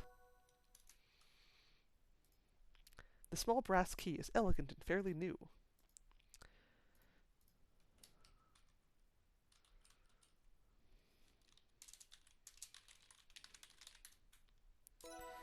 You unlock Corvus's satchel. You open Corvus's satchel. You eagerly examine the contents of Corvus's satchel. Aside from pens and a few personal items, there are two documents that draw your eye. There's a mineralogical report in here, signed by Albert. There's also a will in here. Uh-oh. This is an official-looking mineralogical report, complete with a seal and signature. I wonder what this report says. After carefully studying the report, you were surprised to conclude that despite the gorgeous penmanship and Albert Respa's florid signature, it's extremely poorly written. This is nearly nonsense. It reads like Albert inserted mineralogical words at random without knowing their meanings, and is trying to hide this fact with fancy language. Albert used AI to write this report.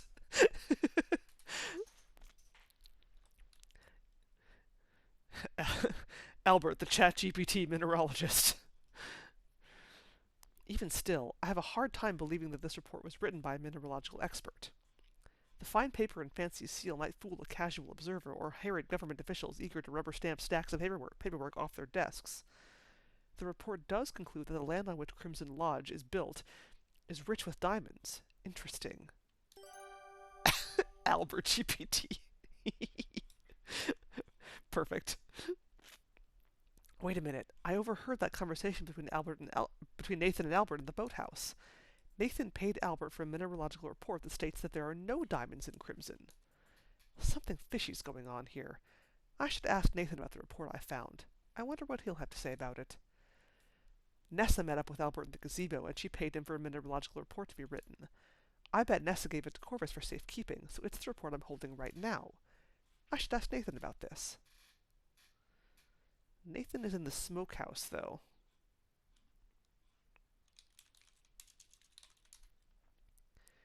You see a document in the satchel that appears to be someone's last will and testament. The last will and testament details what should happen to Evan Richards' property and possessions upon his death. This document says that everything goes to Nessa. That's surprising, considering their strained relationship. Your eyebrows raise as you reach the end of the will. It's been signed by Corvus Shaw, with Nessa Crabbe signing as witness.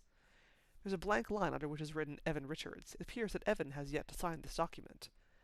The entirety of the will appears to be in Corvus's handwriting. This looks pretty fishy to me.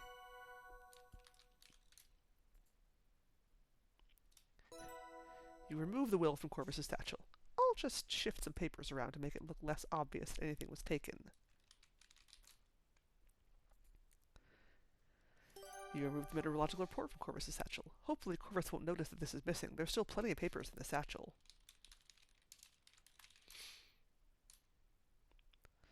The satchel now contains some pens, a few personal items, and some uninteresting documents.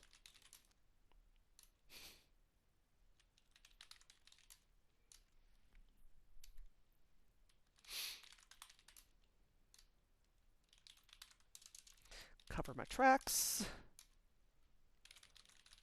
Put his key back. Slip the satchel key back into Corvus's vest pocket. I was never here.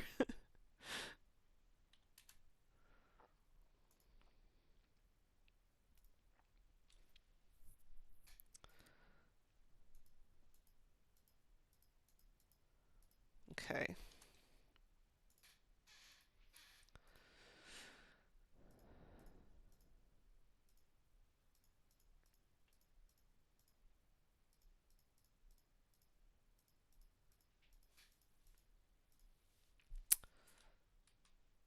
So, okay. Albert's still here.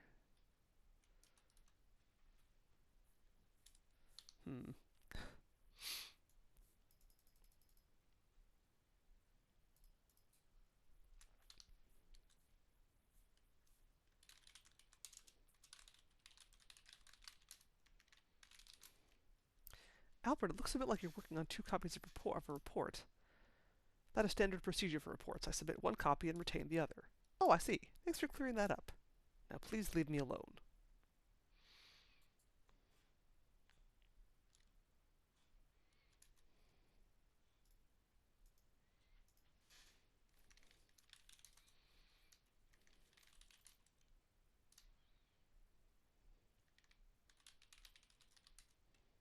What's your favorite thing about mineralogy?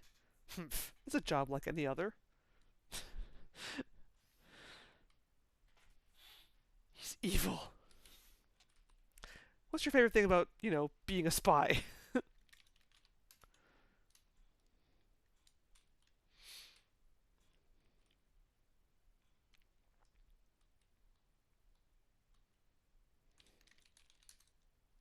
Jack, I found a draft of Mr. Richards' will in Corvus's satchel. It says that he's leaving the lodge and land to Nessa.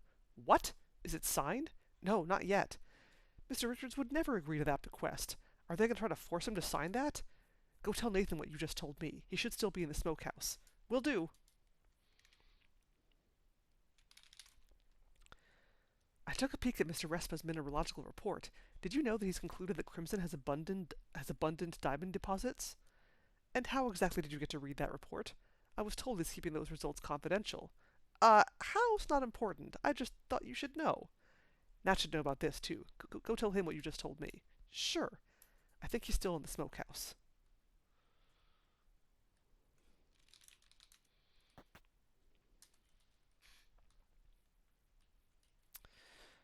Well, okay then.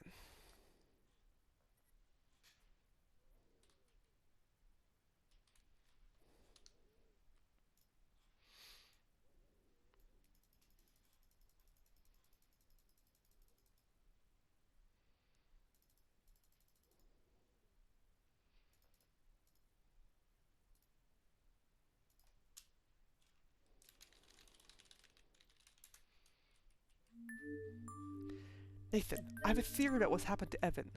I'm listening. There are shoeprints all over the jetty leading to the smokehouse. Yeah.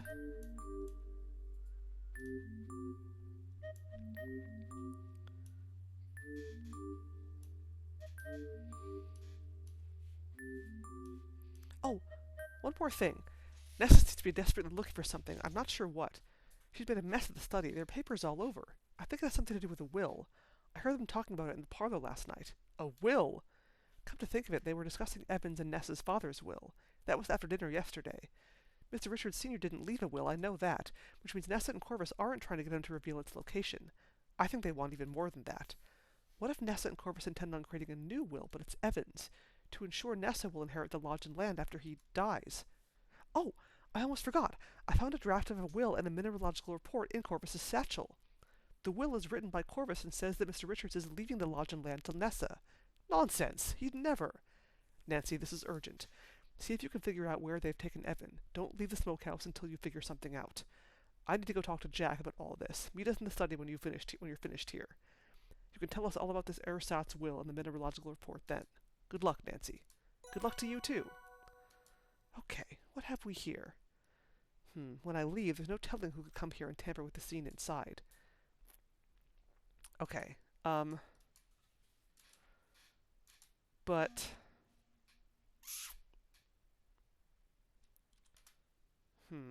what I also want to do is there's supposed to be a way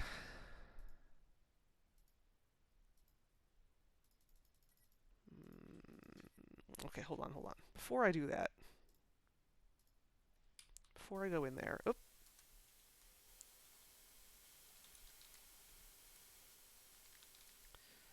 can't get that rope back, can I?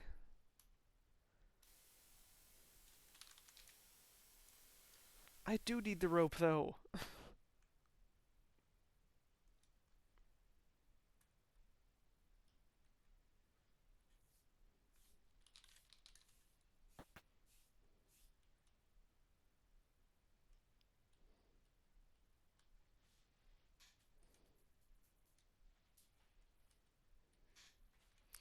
And how do I get them to leave so I can get the brooch?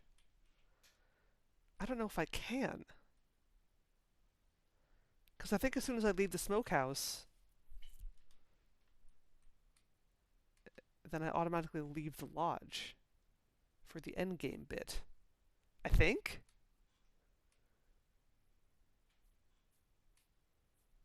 Maybe not. Actually, hold on. Maybe I'm wrong about that. Oops, wrong door.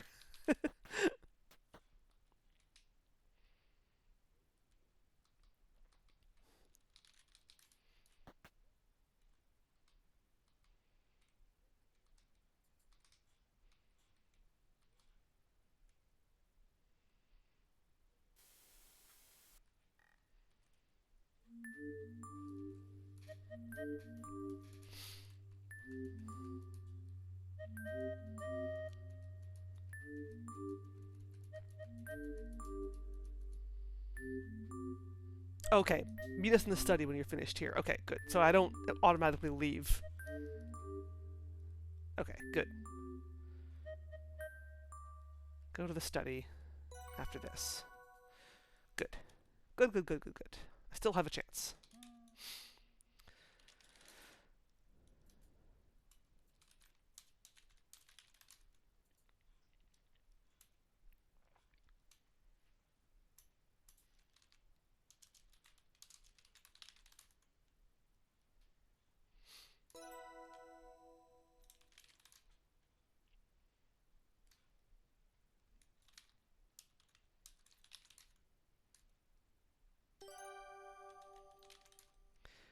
Fingerprint on Jordan Almonds.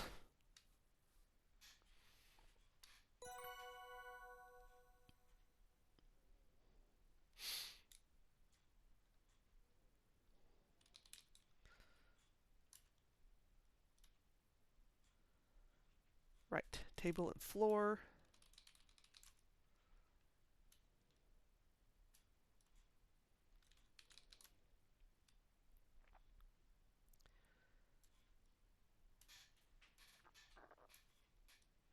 Cookie crumbs.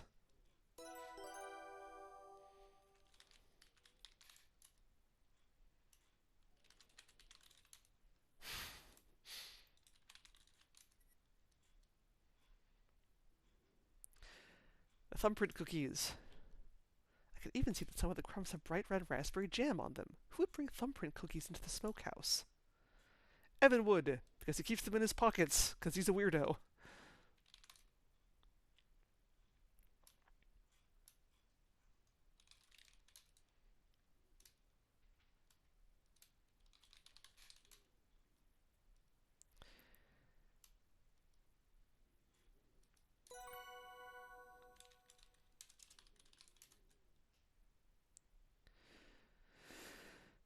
The symbol appears to be a circle within a circle. The smaller circle is copiously filled in with a red substance. Uh-oh. I wonder what the symbol is painted with. It's definitely not paint. It's sticky, drippy, red, and a bit chunky. Eek.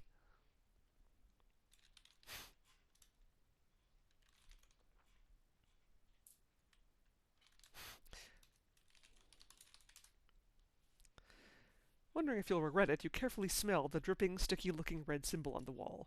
Oh, smells like raspberries. Well, that's a relief. It's raspberry jam. Lick wall. You eagerly taste the raspberry jam that's been painted on the wall. I probably shouldn't do this, but the jam is just so delicious.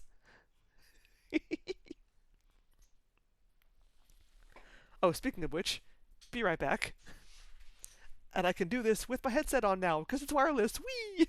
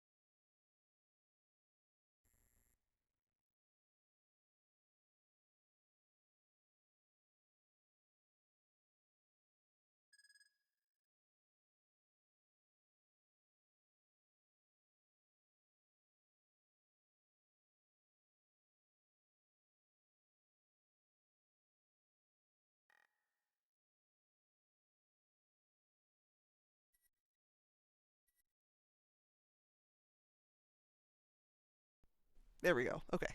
I had to remember to unmute my mic and also mute it. Oh. So yes, cookies. I still have some left. These are the raspberry thumbprint cookies that are featured in this game.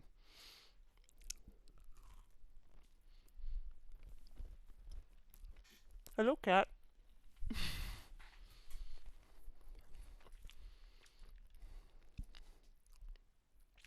Okay.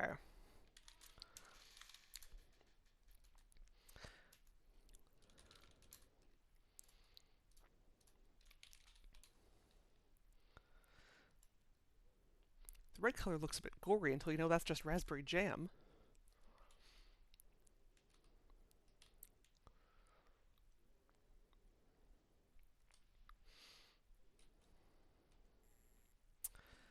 Okay, so now...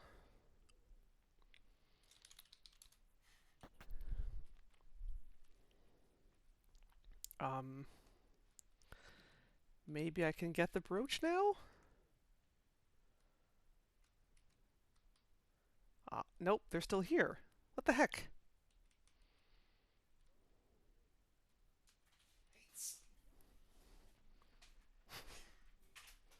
He's just rubbing on it. Oh, he was biting it, you're right.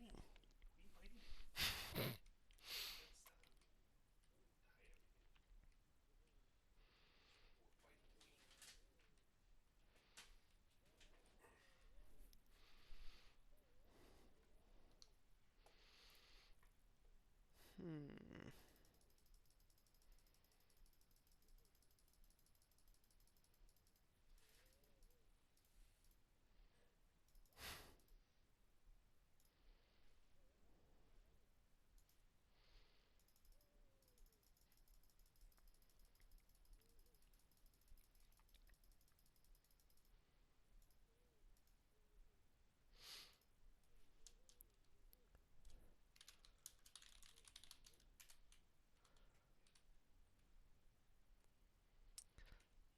Oh, can I... Is Albert still in his room? Oh, he is. Hi, Albert. How are you? Albert studiously ignores you.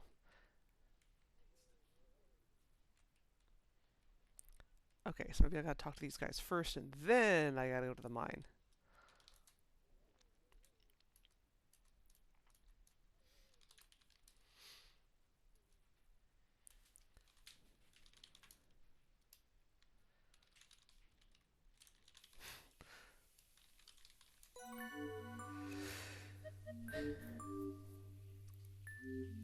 I... Yeah. There's gotta be some kind of, like, thing I can type that makes Nancy actually say that she believes that Evan was taken to the Garnet Mines, because I don't know how she reaches that conclusion. Like, she explains it later, but like it would make a lot more sense in the moment if she did so then.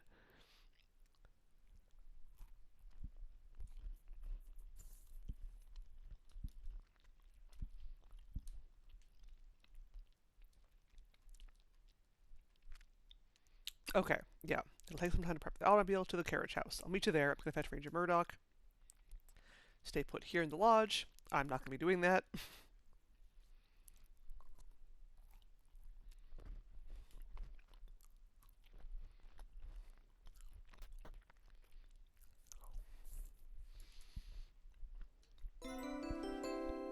Okay.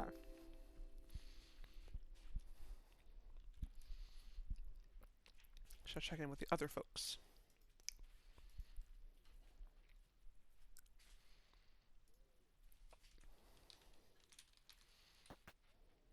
Okay, so now is the time to tie up any loose ends in the lodge before I leave.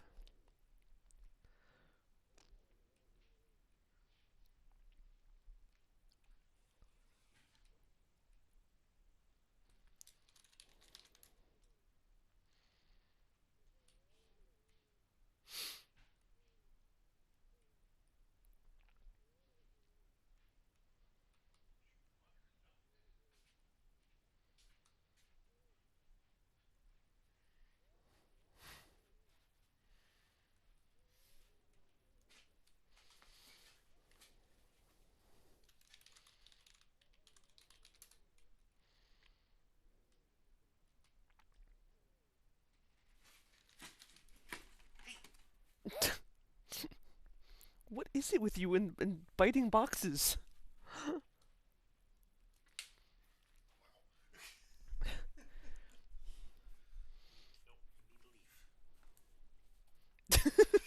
Yeet. Maybe I should take a closer look at Albert's room.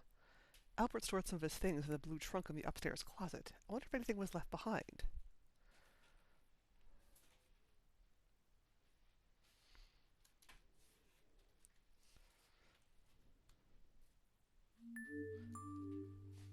Oh. I wonder what was stored in here.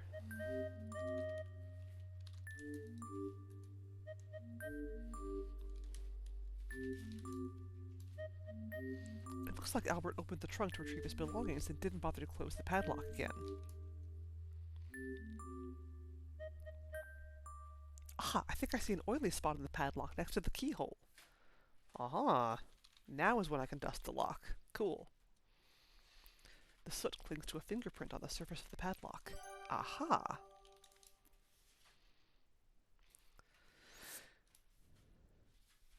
It belongs to Albert, of course.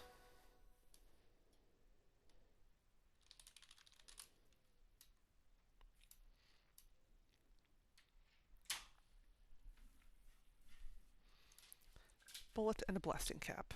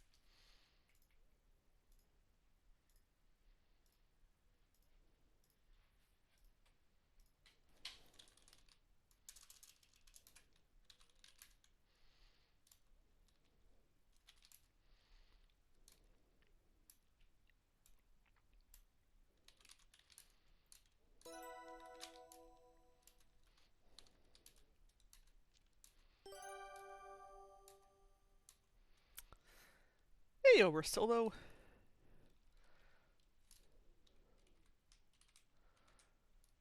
Okay, yes, we're gonna go take a closer look at Albert's room. Oh, right, that's Ness's bedroom. Okay. What's happened here?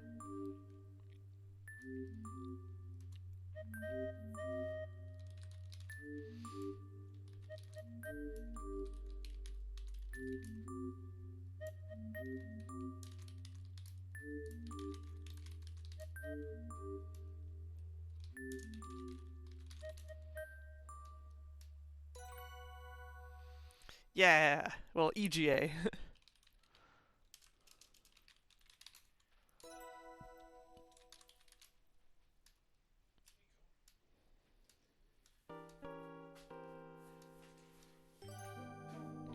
Flashback time.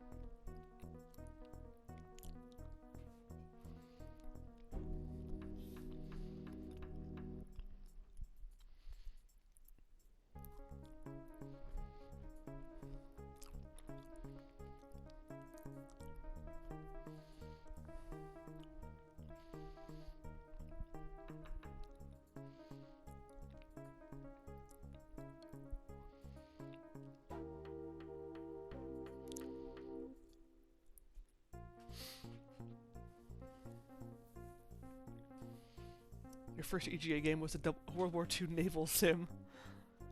Do you remember what it's called?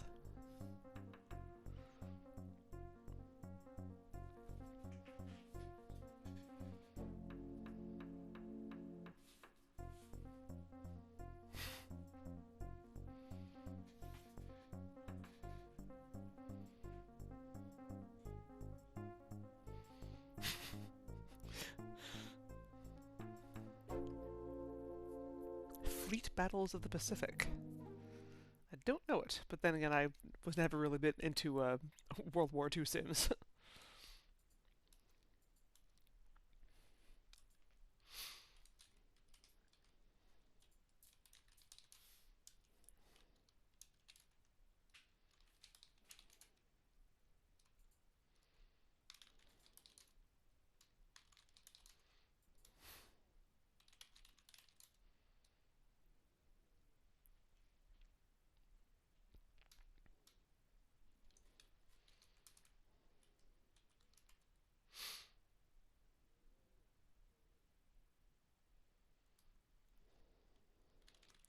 Get butt. Examine butt.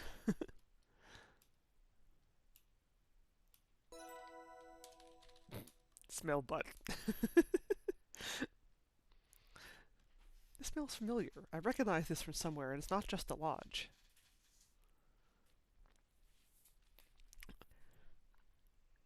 Looks like something out of Agatha Christie. Yeah, I mean that's kind of the point. It's basically a love letter to the Colonel's Bequest, the first Laura Bow game. Hey, Vox Leona!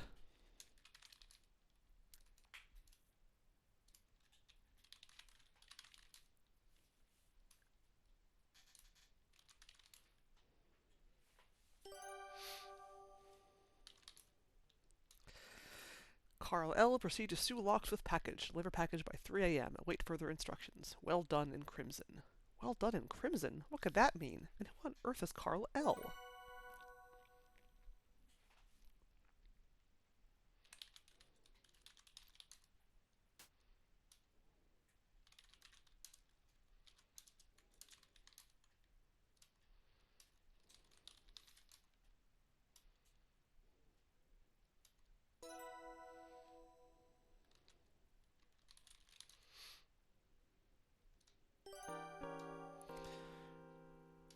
Dynamite.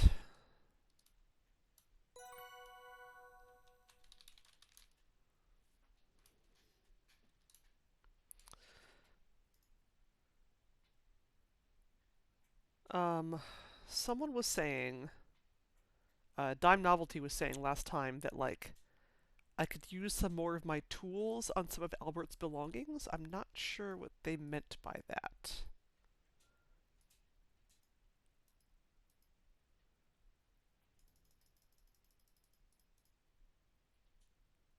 Hmm.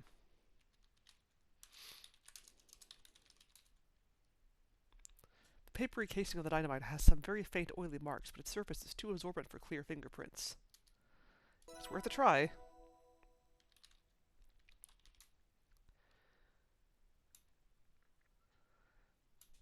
Yeah.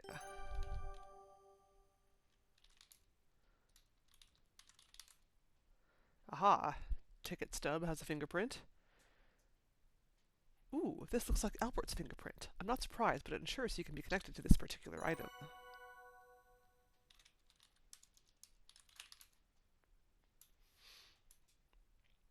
This stub was from Albert's journey up to Crimson, but this is for a ride and coach, the same as me and Kimi.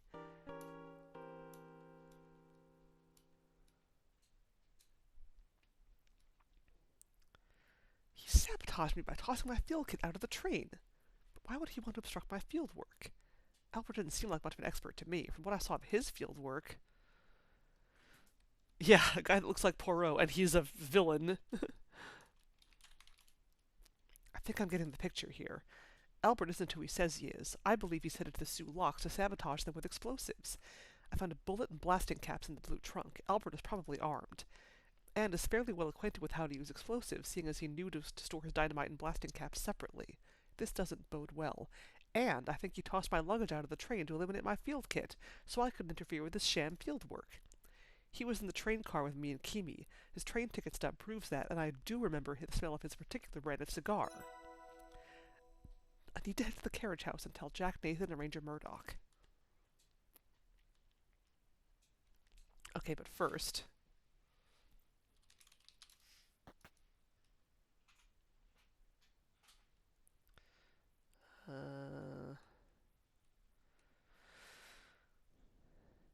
Nessa's gone, Corvus is gone. Kimi's asleep. Okay, I should be able to get the brooch now. Margot told me that Nessa's ruby brooch is hidden somewhere in here. Nessa tore this room apart looking for it. I wonder if it's still here. The walk-in closet is in disarray. Shoes are scattered on the floor. Clothes have been pulled off their hangers.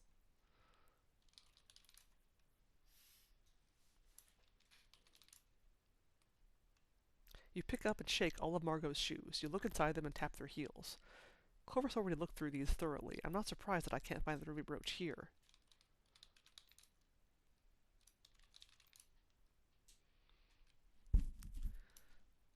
The ruby brooch isn't in these perches. They aren't sewed into the linings or tucked away in any hidden pockets.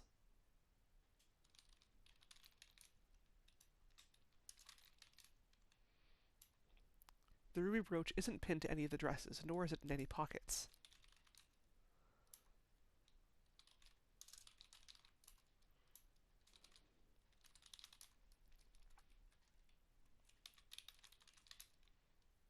You wrap your knuckles lightly on the walls of the wardrobe, listening for hollow sounds that would indicate hidden compartments. Nothing hidden in here. Is this a murder mystery or a grand theft mystery? Kind of both.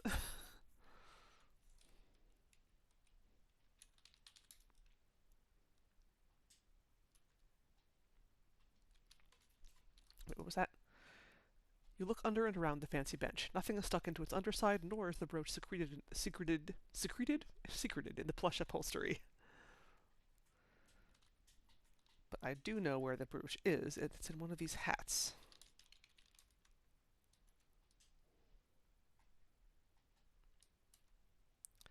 You can see why Nessa didn't bother inspecting all the hats. They're up high and are hard to reach, and the mannequin heads are surprisingly solid and heavy, not hollow, leaving no room for hidden items. And yet Corvus, oops, not the yellow one. And yet Corvus is taller than me. You'd think that he would have thought to examine the hats.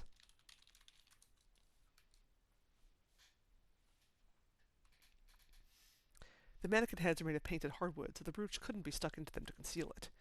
Merely shaking the mannequin head is all that would be required to check if the brooch was balanced under one of the hats.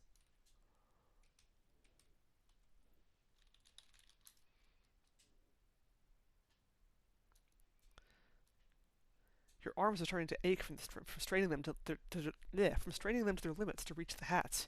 You wonder if your efforts will prove fruitful. You're starting to doubt it.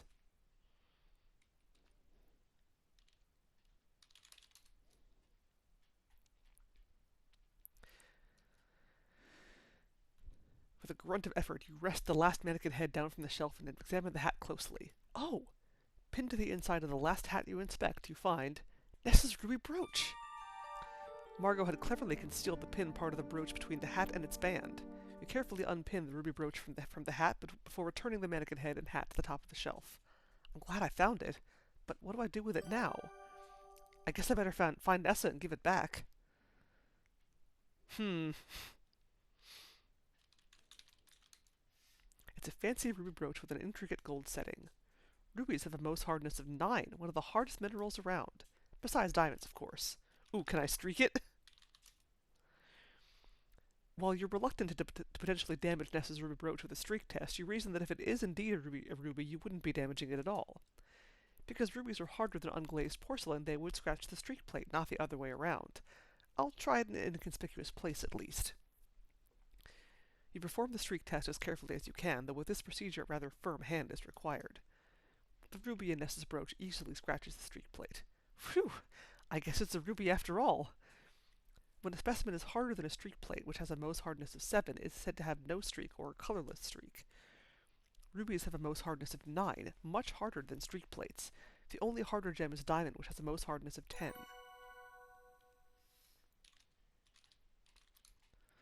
You admire the rich, much-coveted, pigeon-blood deep red hue of the ruby mounted in the brooch. Thanks to your loupe, you detect faint rutile inclusions. But the gem is eye-clean. That means the inclusions aren't visible to the naked eye. The inclusions are also called silk. Some of these faint lines might not be inclusions after all. They look a bit oily.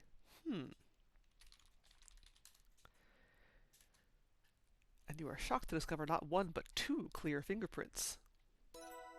Hey, Dime Novelty!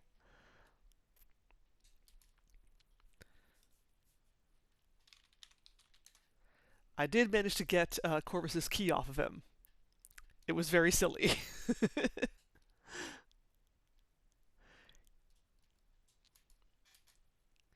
You revealed two clear fingerprints on the ruby cabochon. You compare them to the fingerprints you obtained from everyone in the lodge. One of these fingerprints belongs to Margot, which comes as no surprise. She admitted to stealing Ness's brooch. The other fingerprint belongs to Jack.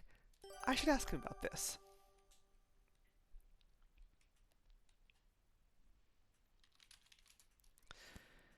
Now that I'm done taking a look around, I'll meet Nathan, Jack, and Ranger Murdoch at the carriage house. Okay. I'm pretty happy with my investigation now, but makes me afraid that I'm leaving oil in everything I touch, right? Yeah. We're such oily humans. Now, Dime Novelty, you mentioned that there is something that I have to get from the lodge before I go to the mine in order to secure Nessa once I get that chance to do that. Do I have it?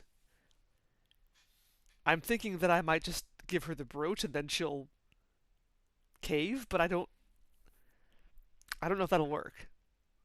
Do I actually have to tie her up? Because I don't think I can get... Okay. Oh yeah, and then I have the will and I have the report.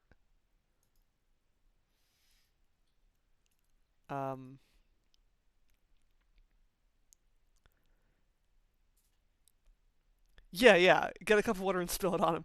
Like, and I was saying also after I did it that I like if it was up to me, I would have gotten a cup of something worse and spilled it on him. Okay, you don't see it. All right. So I probably don't have it. What is it? Okay, let me explore a little more. God, I'm already past my 2-hour mark though. I might have to do yet another stream of this game. I'm so close to the end though. Let me see if I really think I should be able to get this rope. But I don't think I can. The game won't let me. The rope has done its part. I can't cut it because it says I no longer need it. But I do. I want it.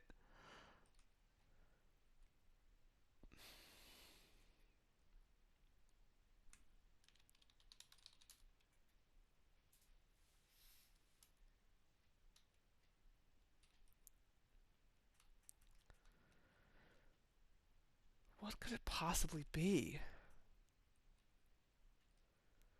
You said I've interacted with it before. Pretty sure it's not going to be the axe.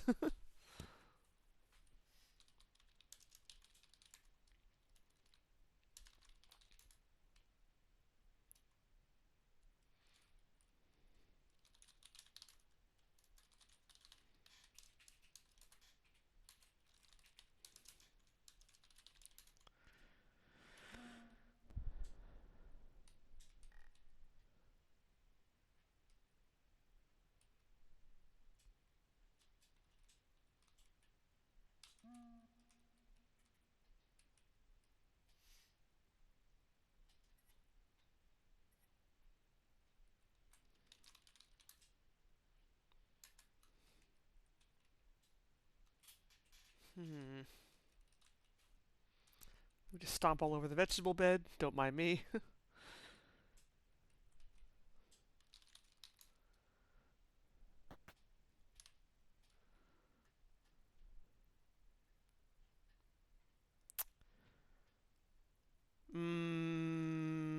Yeah, give me a hint about like the general area of where I would look.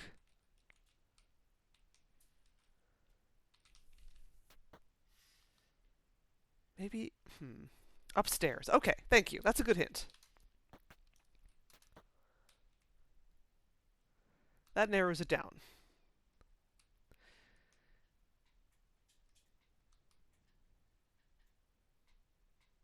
Hmm.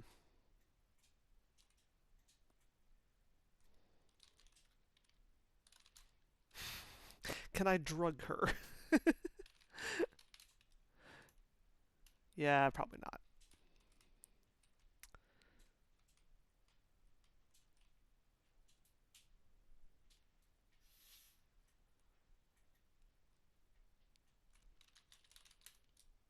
You're warm enough as it is.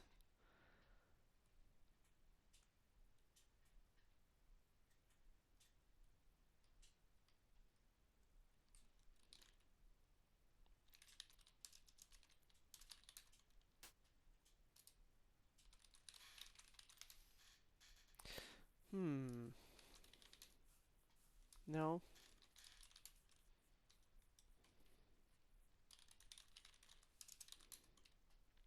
An old lamp.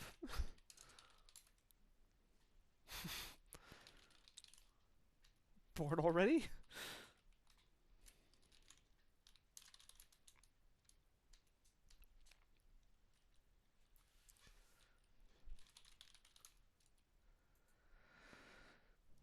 Linen and towels.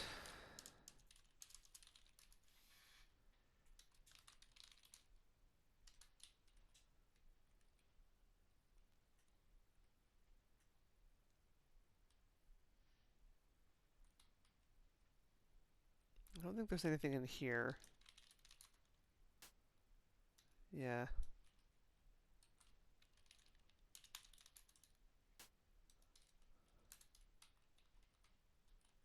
Oh, her jewelry box is gone. That's cool.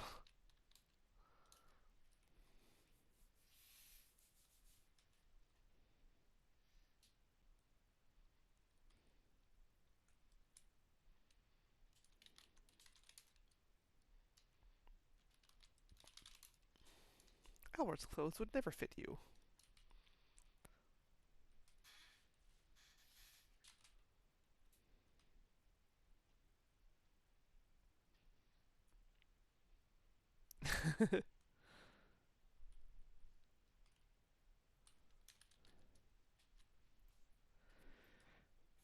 I like that it lets me keep looking for Corvus' satchel key even after I've already found it.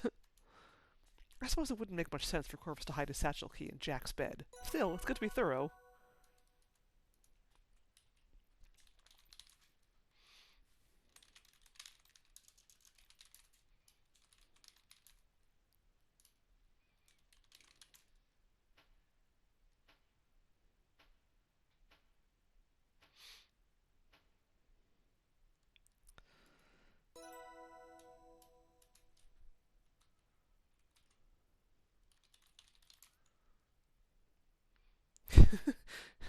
You know those kinds of books you see in bed and breakfast that are there for decoration and seem completely uninteresting? These are those kinds of books. You inspect the bookcase from top to bottom. You pull and push the books, looking for levers or hidden switches. You try to pull the bookcase away from the wall, but it's pretty heavy and doesn't seem to have any hinges. You look for books with hidden compartments or meaningfully suggestive titles.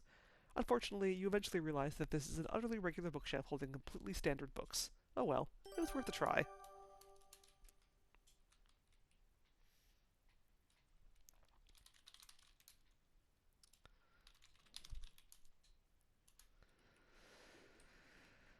Hmm.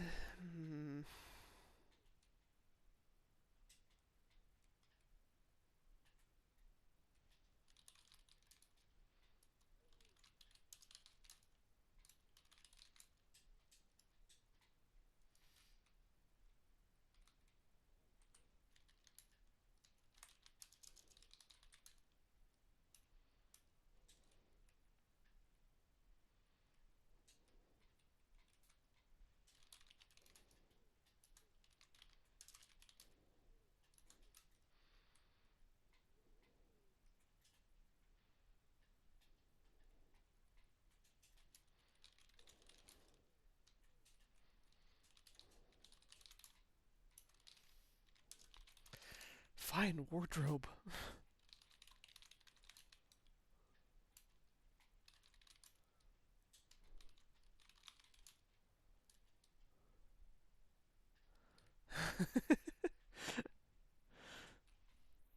Why wouldn't you feel the need to have a vase on your person? Come on.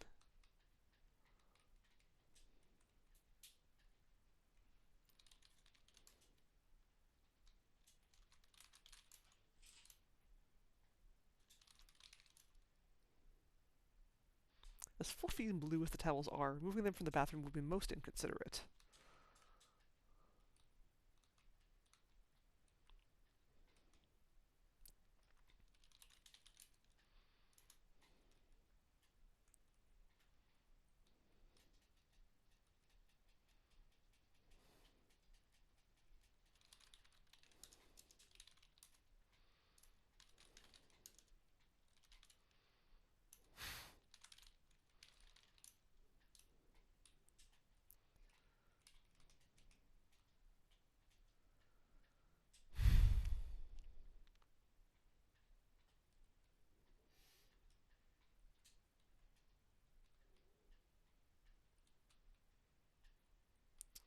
What the heck am I looking for?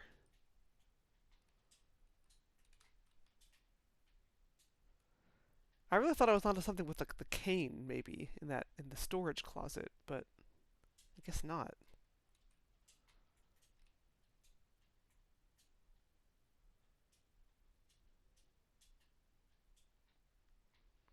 I mean, it probably isn't going to be a weapon of any kind, because it's always got to be non-violent solutions. But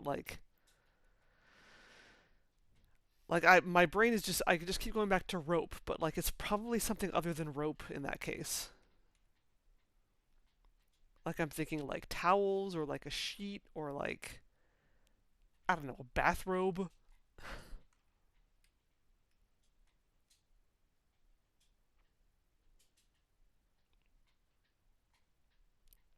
Yeah, not rope.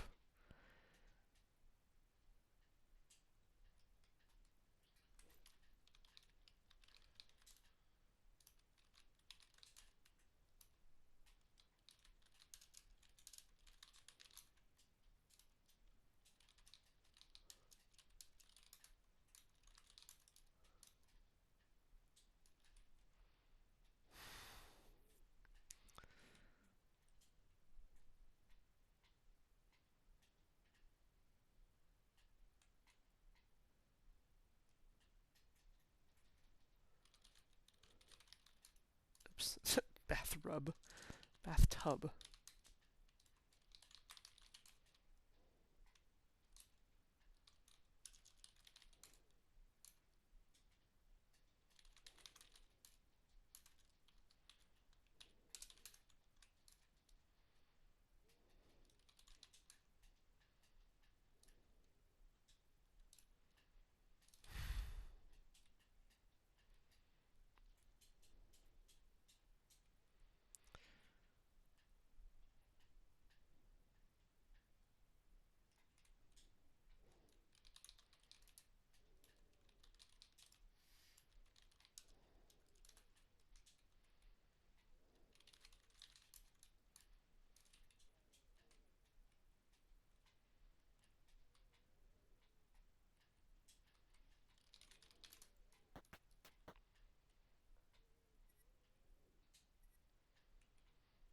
I don't think it'll be out here.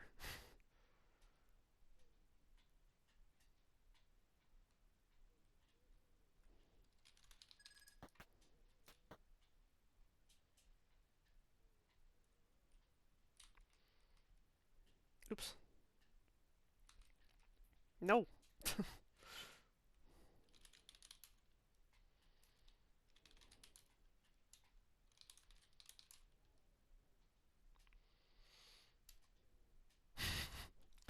The books on this small bookshelf appear to be overflow books from the other bookshelves in the lodge. Consequently, these books are even less interesting than the other books.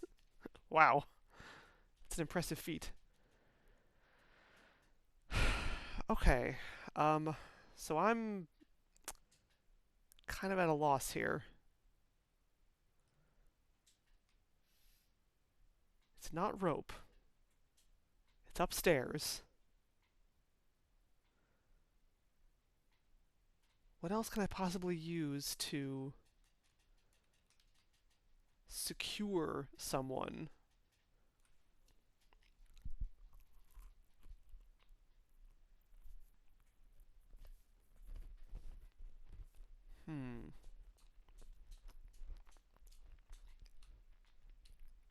What about... Hmm.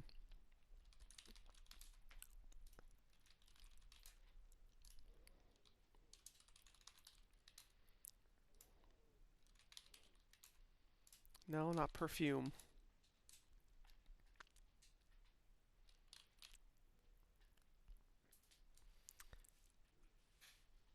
Can I get the kit? Can I inject her with arsenic?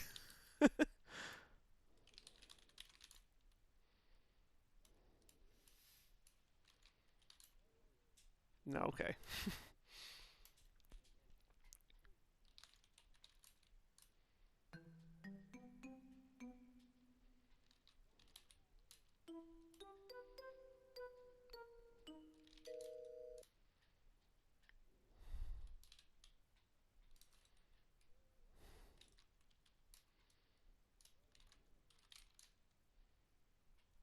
Oh. Take Margot's glass for safekeeping. This could come in handy. I didn't realize I could take that. Cool.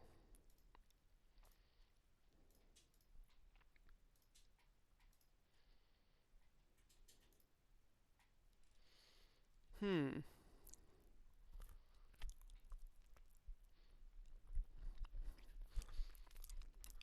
Yeah. Yeah, I guess that is for the ranger.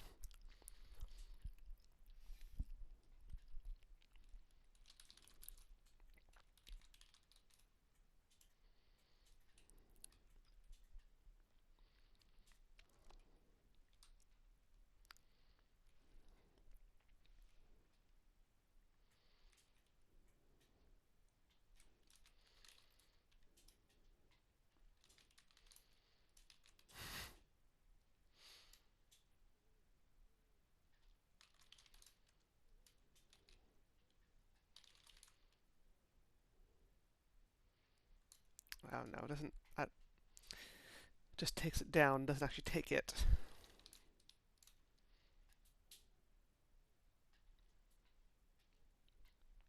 I guess as to why you aren't seeing it. Huh. Is it in something?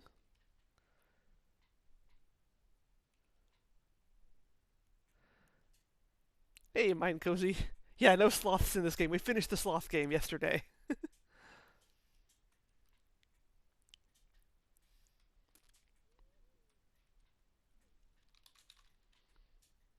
You're thinking of it as a part of something, but it's separate.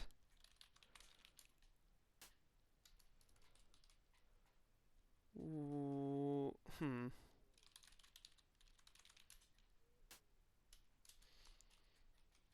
I'm not really thinking of it as a part of something. I'm thinking of it as like something I can pick up and take with me.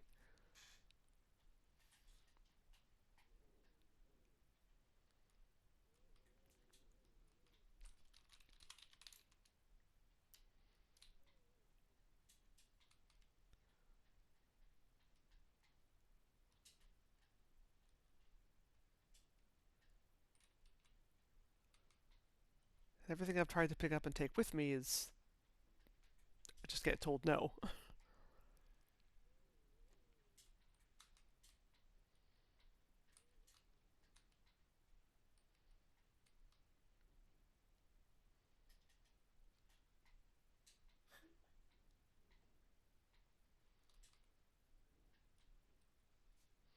I'm probably driving you crazy. Like I've walked by it like 1,000 times.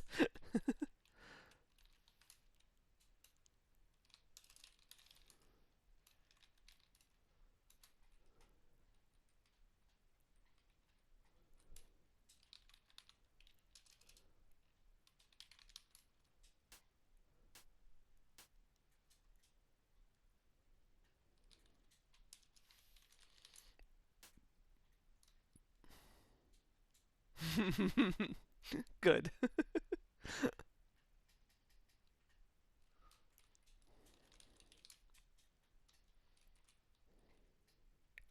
Can I smother her with a pillow?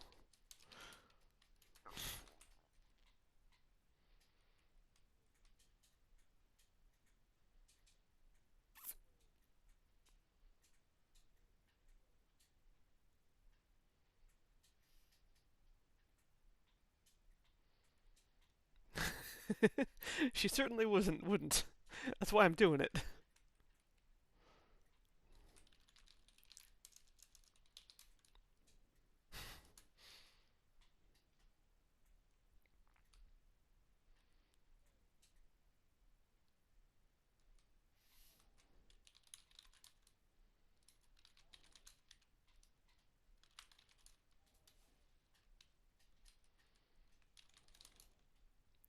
Oh. Ah. Aha. You retrieve the padlock, taking care not to close it. I don't have the key, after all. Okay, but don't I need... I mean... Is that enough?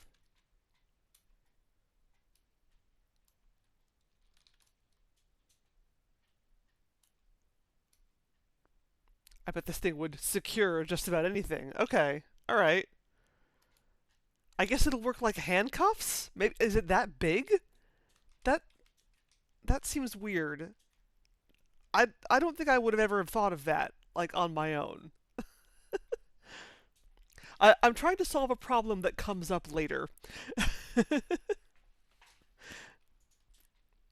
Okay, you know what? I'm already like half an hour past my time, but screw it. I'm gonna keep going. We're just gonna finish this tonight. Fuck it, we ball. We're almost done. Okay, I think I'm satisfied enough with what I have found. Let's go to the carriage house.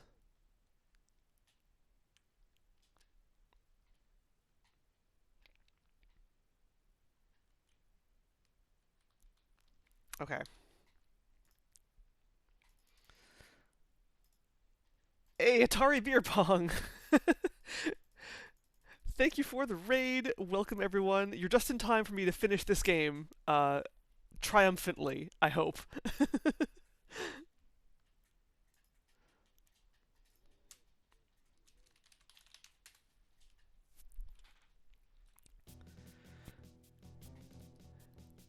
Dramatic conclusion! Again, I'm gonna kind of like speed past most of this because we've seen it before, but I'm gonna try to look for stuff that I haven't seen before. They look nonplussed. The automobile's gone. I can see that. Albert's still on the automobile. Nathan got his automobile. Great.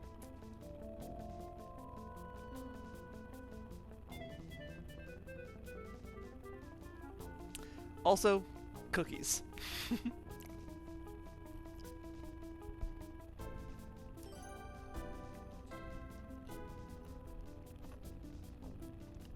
Yeah, thank you, I appreciate it. I usually don't go this late. But I was just so, like, just locked in on my, like, I want to finish this. I want to actually do this tonight. So I don't have to do another stream just finishing, just for the end game, because that would be silly. We've done it already. Clue cookies, yes! They have my fingerprints in them and everything. Oh yeah, play Crimson Diamond, it's really good. Although I'm spoiling the ending right now, so... if you don't want to see the ending, I understand if you leave.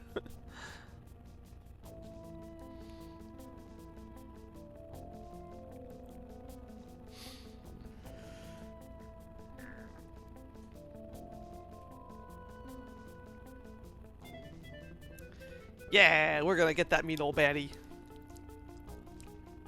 It was your first proper text parser game, really? That's awesome. I grew up on them, so like, this is just like a big throwback to my childhood for me. It's definitely like comfort games. But it's like, as I mentioned before, it's so well done. Yeah, text parsers are great. I love them.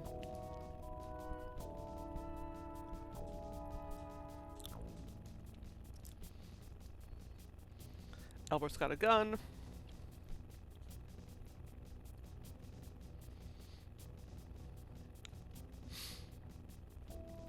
First, to the Garnet Mines. Meow.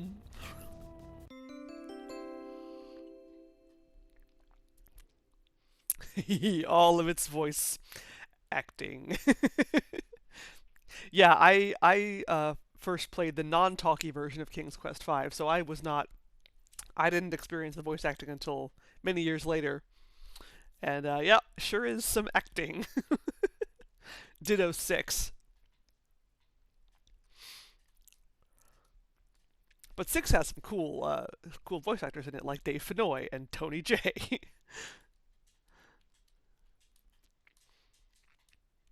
Yeah, Maple Mystery is awesome. She actually showed up in my stream last night, which blew my mind. She raided me when I was playing Paradigm, and I was like, holy shit!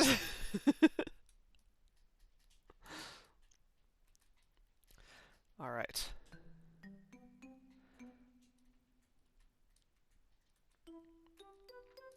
So now we gotta blow up the mine entrance, not the whole mine. Yeah, it absolutely is. King's Quest V is totally just people from the studio. I think, like, who was it? Like Josh Mandel voices King Graham, and he's just a dude who works at Sierra. Thank you! Thank you, Tondagasa. Thank you for the follows.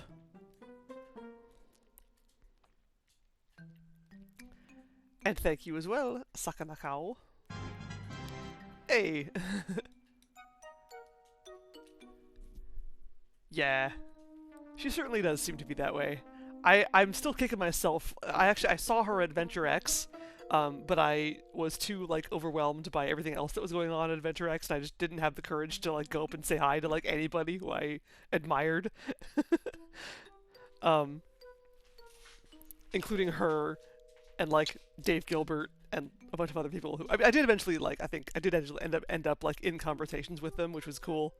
But I was too shy to actually go up and say hi myself.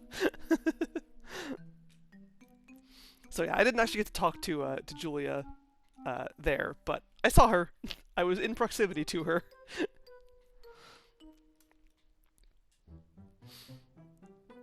I know they are. That was the worst part about it. Like, we're all just a big bunch of dweebs, and everyone is like super nice and nerdy, and the adventure game community is like the most welcoming bunch of people I know of, and I'm just so happy to be a part of it.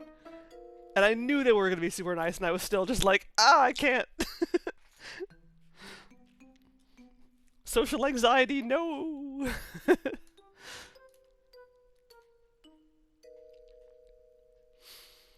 I'm just going to admire you from afar.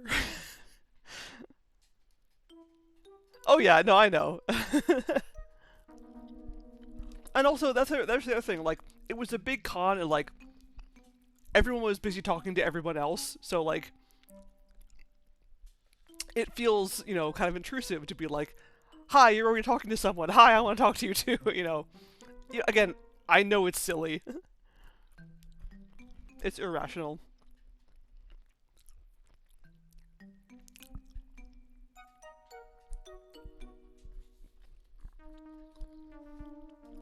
Making something. What do you mean, like? What do you mean? What do you mean making something?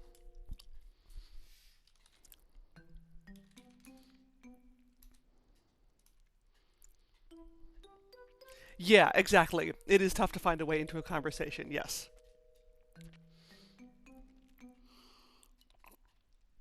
That's exactly it. Like, everyone is there for their own reasons, and like, it feels intrusive to like, just kind of barge up to someone. What I did end up doing a lot, though, at Adventure X was I hung out with Space Quest Historian, which was great. And also, I got to talk to Summer, who was a total sweetheart. And, like, yeah, like, that was great, because I'd been really wanting to, like, meet her in person, and she wanted to meet me, so we're just like, we just, like, fangirled at each other. Also hung out with Villainy and Pixie Poison. and Roberta Vaughn as well. Uh, lots of cool peeps there. I would love to go again and get another chance to fangirl at Dave Gilbert and Julia Minamata and Francisco Gonzalez and everybody else. Blah blah blah blah blah. Anyway, making so you mean like making my own game? I am not. I don't do that. Although I have I am a QA tester, or I used to be a professional QA tester, and I have actually worked on a couple of the games of people in the community. I've worked on. I did a little bit of game testing for A Golden Wake. Back in the day, I did some testing for the Blackwell Epiphany. Um, so yeah, my name's out there. I'm not like a major, creator, but like I've made a little bit of my mark in on some of these wonderful titles. I would love to do it more, but like my current day job does not really allow me much time to do testing on the side, or brain power. Um, but yeah, would love to if I have the opportunity. What am I doing? I'm making explosives is what I'm doing.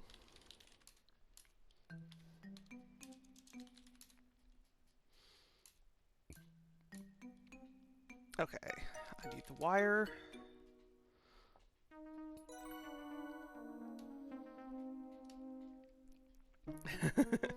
Do not attempt this at home.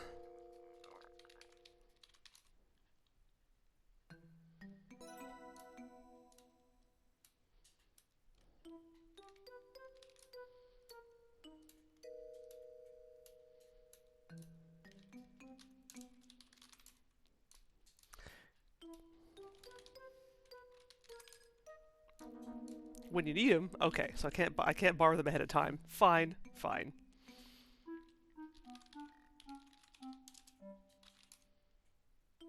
Oh wait, oops. Blasted cap into the dynamite.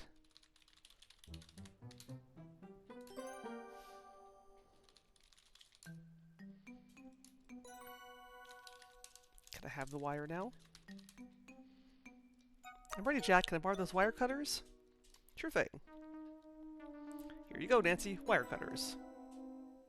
Thanks.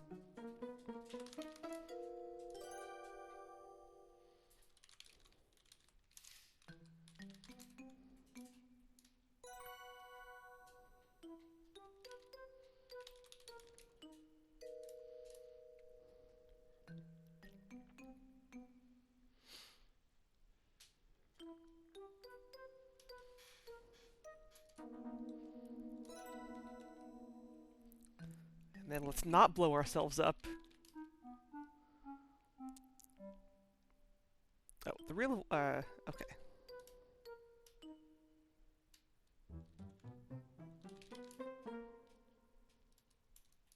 Wait.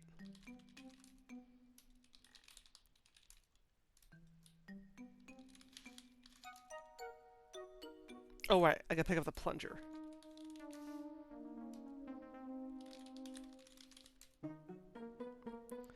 I forgot what the actual prompt was that I had to type.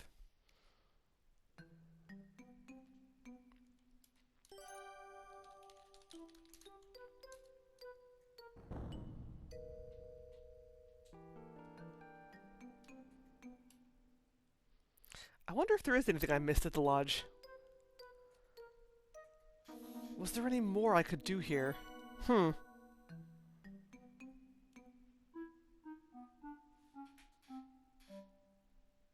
Okay, no, I'm not going to start thinking about that again.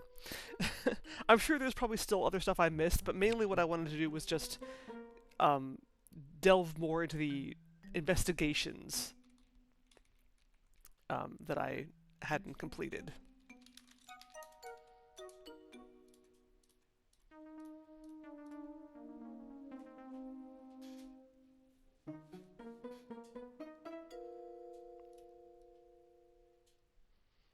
Okay. Yeah, I think you're right.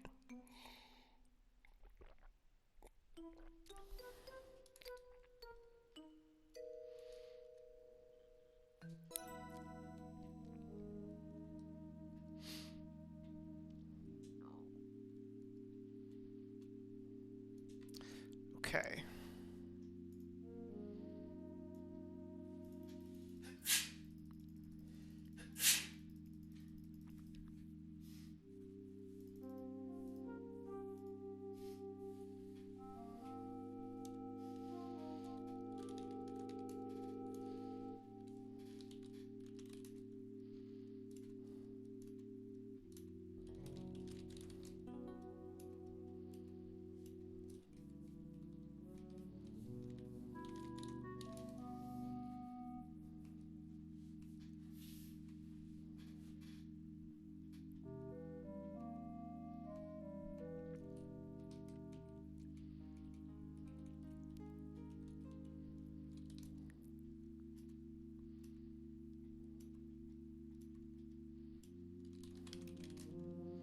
Crusher.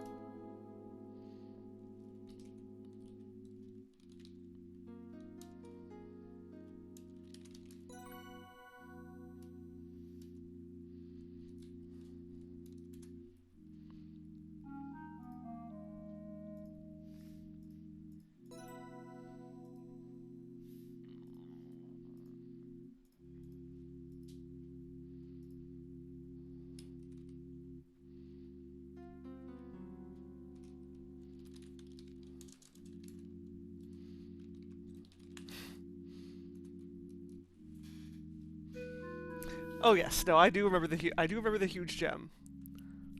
I tried. It won't let me.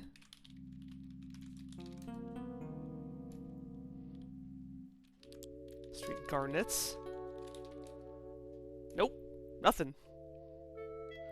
Yeah, I tried that last time too. It wouldn't let me. Yep.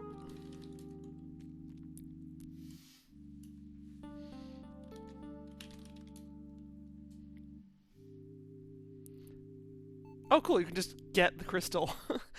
I think last time I had to like, I didn't realize you could just type get.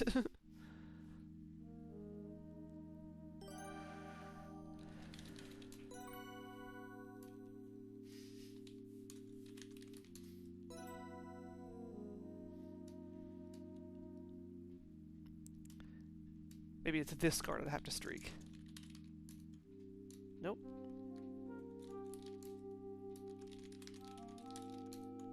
Oh, there we go. Colorless specimen. So I did that already, though. Oops. Oh. While performing your streak test and holding the lantern at the same time, you fumble and your hand slips. You draw the sample forcefully across your porcelain plate, right on the most prominent red crystal specimen. The large red crystal is actually making it awkward for you to streak test the colorless specimens. Ah, nothing? No streak? Could these be rubies? But they don't look quite right. These might not be garnets. Oh, interesting. You suspiciously eye the large red crystal embedded in the mine interior sample, which didn't leave any streak on your streak plate. It winks back at you with adamantine luster.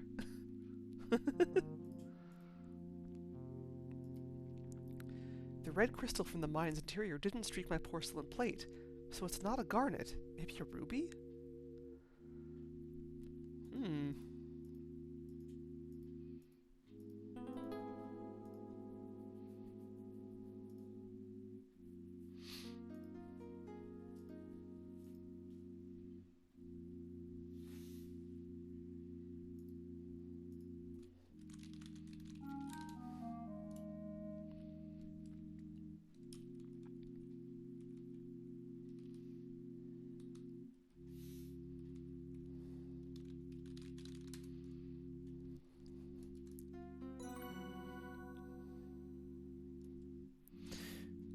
Yeah.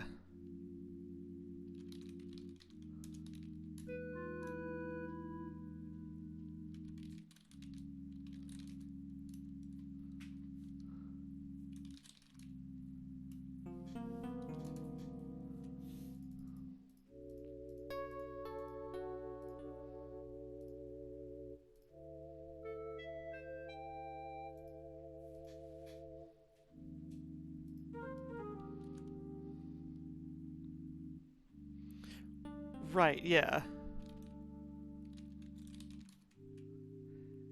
Okay, yes. You've already performed a streak test on Ness's ruby brooch and confirmed that it is indeed is a genuine ruby.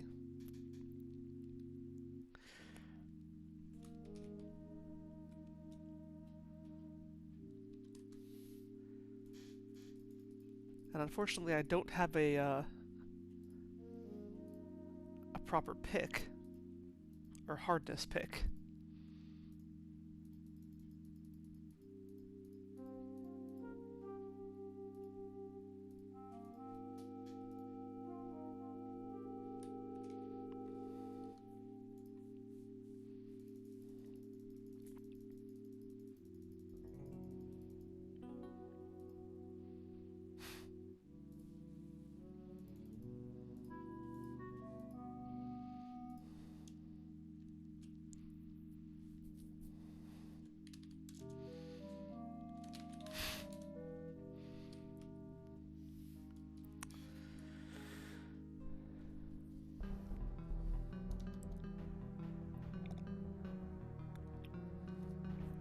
Okay.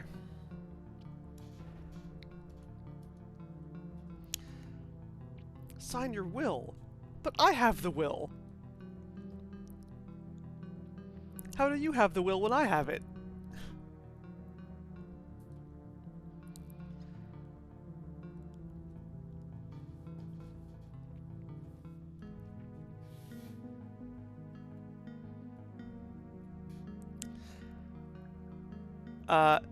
Yes. Yes, please. Do tell.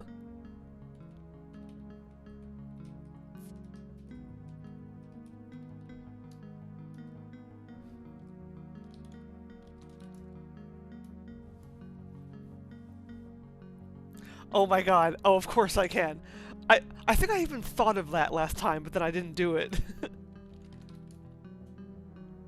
Okay, we're doing that. Can I?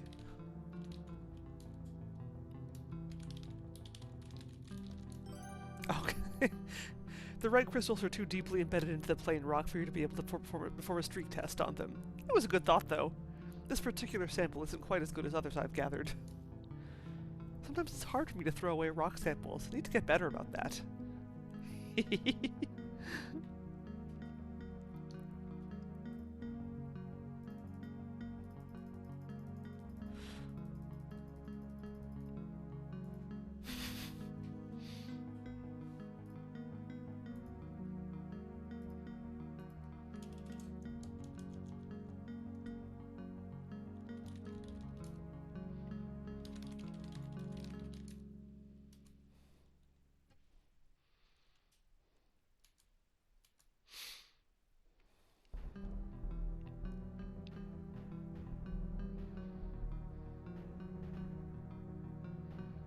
Ah!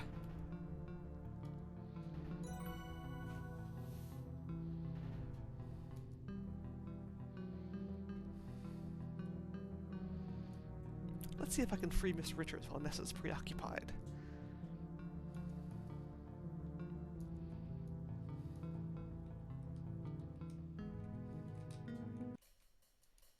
No.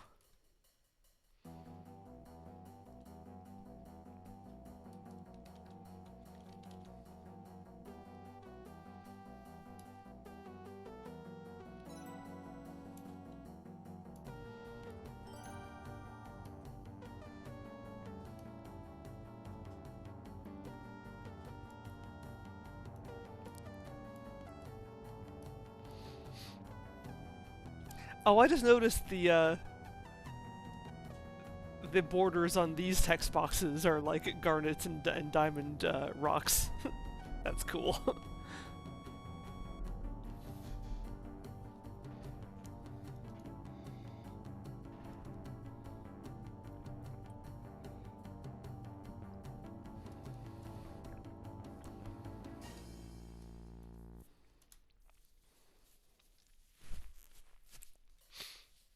Yeah.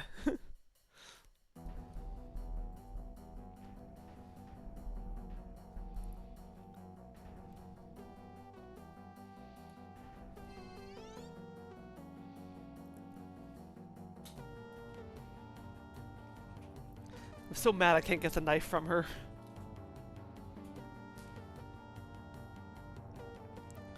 You and Evan both bumbling around, spoiling carefully constructed plans.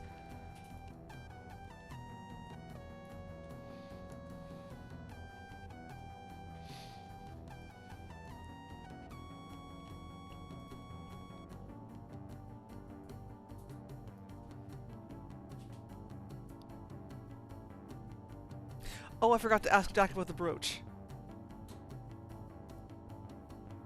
Oops. Well. Oh well.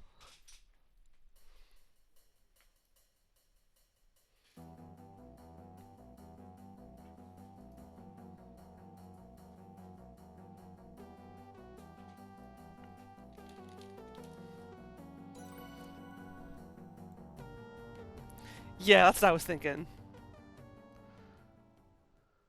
The denouement. Ending, wrapping up bit.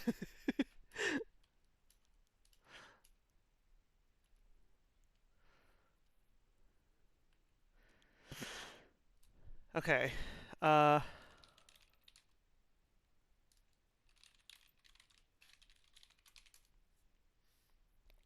Handcuffs. You hook Nessa's belt loop with the open padlock and close the padlock firmly around the front brace of the wheelbarrow. Belt loop? She could easily just rip that off. Are you serious? Come on. What do you think you're doing? Yeah.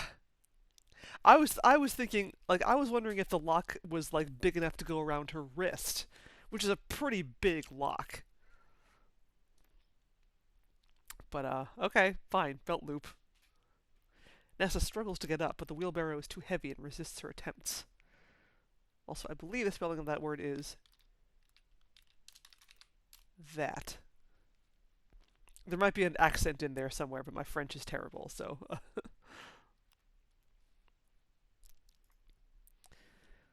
I don't know exactly. Nessa screeches in frustration. Ah! Well, well. Now that that's over with, come help me with these ropes, Nancy. Right. Now let's gloat at Nessa while we're doing this.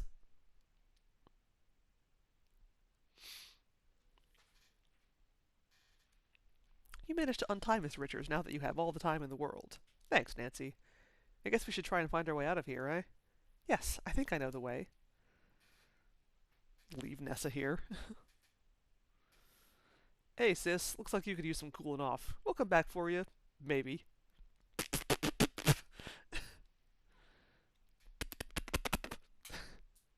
Wait, do you hear that?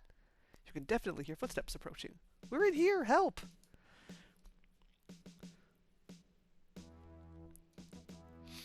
Nathan's eyes widen slightly as his gaze settles on Nessa, sulking by the wheelbarrow.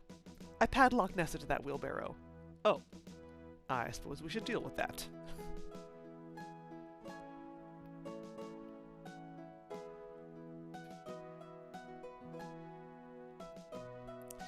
Ranger Murdoch kneels down and cuffs Nessa's hands together. He then cuts Nessa's belt loop with a pocket knife.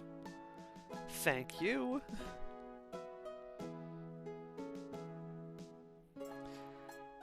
Oh, Chorus is trapped behind that rubble in the middle passageway. We should probably get him out.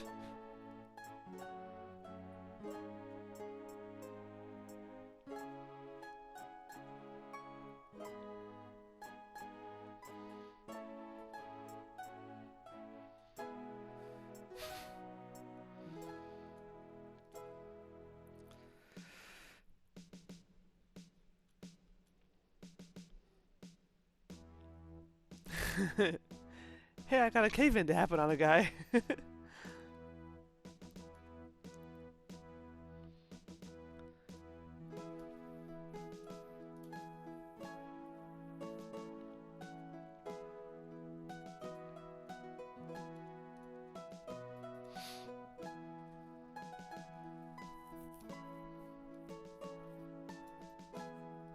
What's gonna happen to Nessa? I think I've gathered enough evidence to prove that Nessa poisoned Margot. You'll be hearing from my lawyer! Not me, that's for certain. Let's go. We're hearing from my lawyer. Oh, you mean that one?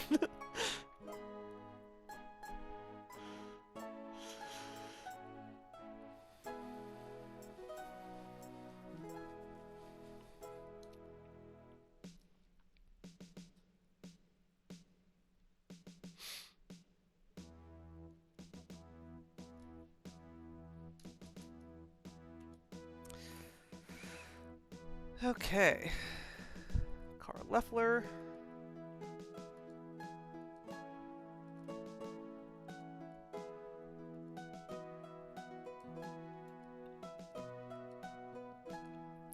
This is Mrs. Nessa Crabbe. She kidnapped her own brother.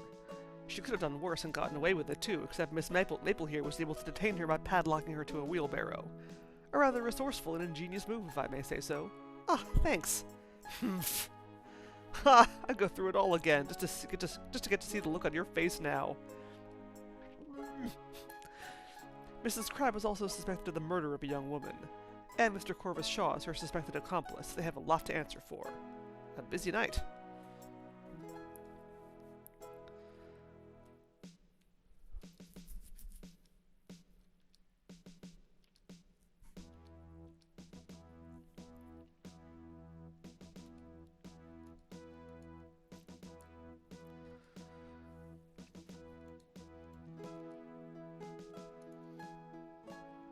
Okay.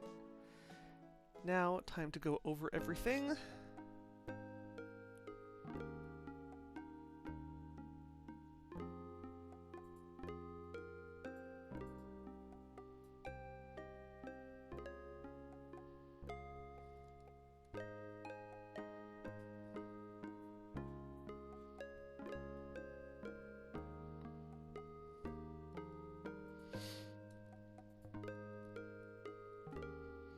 Did Margot have an accomplice? Yes.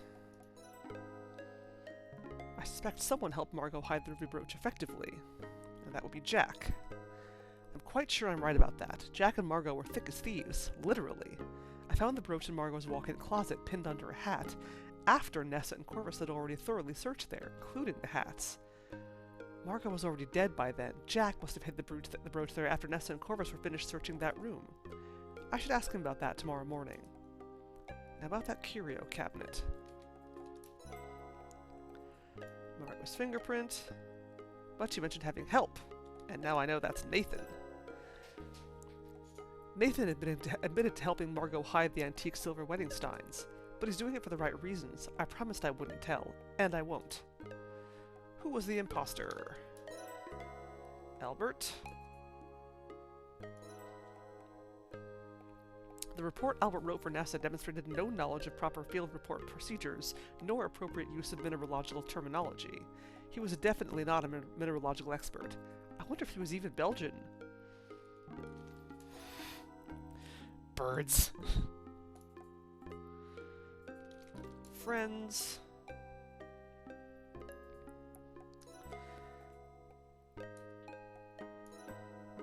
Margot entrusted the antique silver wedding steins to Nathan. She trusted him. And Nathan was risking Nessa coming after him for those valuable antiques. Nathan was out late at night with Jack, and they were both helping Mr. Richards. I heard them talking about that. Huh? Judging from the conversation I overheard in the carriage house, Nathan, Jack, and Mr. Richards were working together to deal with Albert. Nathan and Albert had a clandestine meeting in the boathouse. Nathan had paid Albert for a mineralogical report that concluded the Lodging Lands didn't contain diamonds. Nathan wasn't concerned about the truth. He just wanted to protect Crimson from becoming a mining town again. And Nathan helped me and Jack rescue Mr. Richards tonight. He risked losing his Indian status by revealing himself to Ranger Murdoch after having snuck off the reservation. He's a true friend. Mr. Richards is lucky to have him. Oh yeah, like, it got me. I fell for it. I was convinced for a long time that Kimi was up to something. What were Jack and Nathan trying to conceal? Diamonds!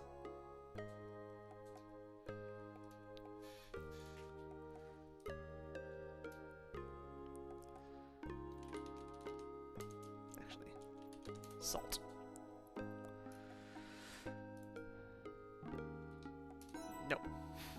Margot and Jack were just friends. He He explained the meaning of their secretive boudoir meeting. He was helping her inject her medicine. Jack was a good friend to Margot and nothing more. He told me so, and I believe him. What's more, the evidence I found backs him up. I found his fingerprints in Margot's medicine kit.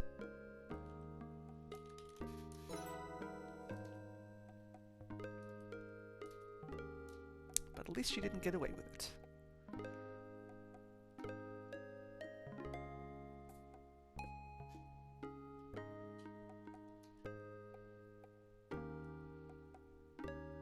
Wait. Did I accidentally skip past the rest of them, or were there more questions? I don't know.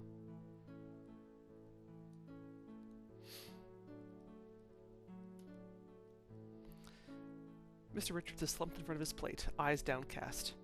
Jack, you helped Margot Okay, yeah, I thought there were, but like, I for some reason I thought there were more, like, at that point. And it just suddenly said, like, oh, you decided to go to sleep.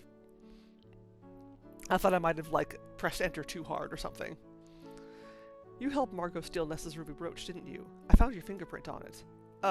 Well, I didn't help her steal it. I helped her hide it. I think we were all sick of Nessa's shenanigans. How did you know? I found Nessa's brooch in Margot's walk-in closet, pinned under one of her hats. But that was after Corvus had thoroughly examined those hats. So someone moved the brooch after Margot died. You were close with Margot. She trusted you with her secrets. Yeah, it was me. I hid the brooch up there in the closet after Nessa and Corvus had ransacked it, after Margot died. Hello, cat.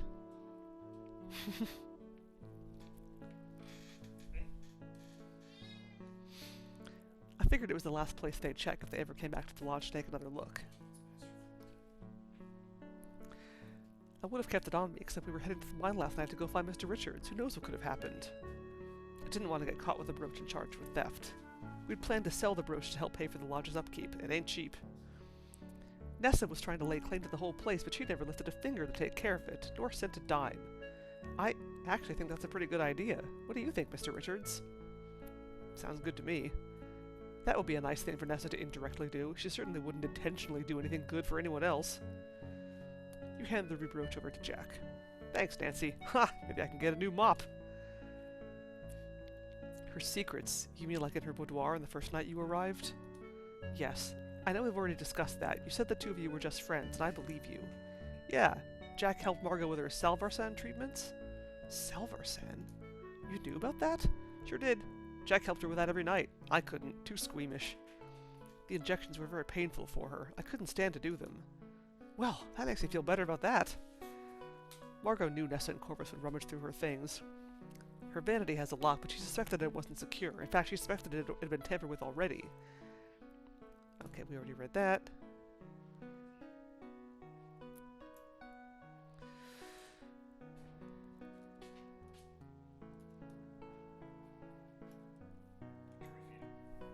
Huh? I did not know.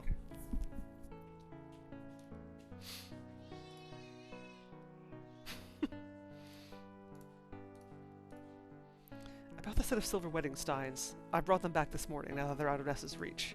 I really appreciate Nathan keeping them safe for me. Don't worry, he told me all about what Margot did. And they're right about me. I would have just given them to Nessa to make her stop harassing me. Story of my life. Never again. I was in the boathouse when you had your meeting with Albert. You were? Where? In one of the canoes, but never mind that. I saw and heard you by a phony mineralogical report from Albert. I feel like you had Mr. Richards' best interest in mind, but could you please explain that to me? Of course. I did that because I had Mr. Richards' best interest in mind, and mine as well. What's this all about? I didn't want to trouble you, Evan. Yes, I did pay Albert to write a mineralogical report that stated there were no diamonds on the lands around the lodge. That would make the land worthless to Nessa, and she would stop bothering Evan and go home. Albert seemed to be not who he said he was. I've met mineralogists. He was no mineralogist. I had a funny feeling about him, too. He was perfectly willing to prepare the document to say what I wanted, for a price. I still have it, with Albert's signature and official seal. With Evan's permission, I plan on mailing it to the federal government. We can be free of these troubles once and for all. Yeah, let's do it. You weren't the only one who paid Albert to prepare a false mineralogical report, Nathan. What? Nessa and Albert met in the gazebo early last night. I saw Nessa hand him a manila envelope. Albert told her its contents would make her rich beyond her wildest dreams. I found the original mineralogical report she had paid for in Corvus's satchel. I read it, and it said that there are diamonds on this land. You wouldn't happen to have that version of the report, would you? Actually, I do. Ha! Good one, Nancy. Albert was clearly a fraud, looking to make some money by producing false reports. They could never be considered official. I'm due to meet with Ranger Murdoch down in Toronto and be interviewed about everything that's happened. I'll be submitting this report as part of the evidence against Albert. I'll be writing my own field report about Crimson. Considering the circumstances and my methodical work, I think the government would be keen to accept my findings. I have to know, are there diamonds here in Crimson? Mr. Richards, Nathan, and Jack exchanged meaningful looks. I think you and Jack were picking alluvial diamonds out of the riverbank when I saw the two of you last night. I collected a sample from that area. I think Jack hides the little diamonds in the bag of rock salt in the smokehouse. I grabbed a handful of salt and dissolved it in water. Some of the crystals didn't dissolve. Nancy, there are diamonds in Crimson. We have to check the riverbanks regularly for ones that come down the river. Okay, we've read this.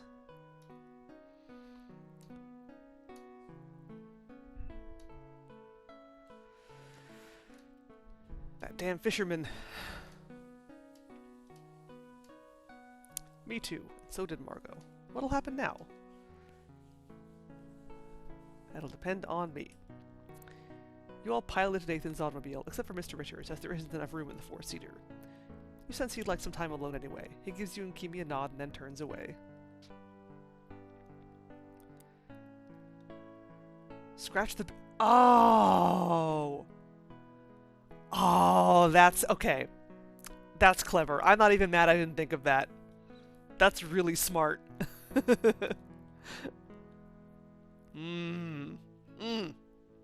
That's awesome.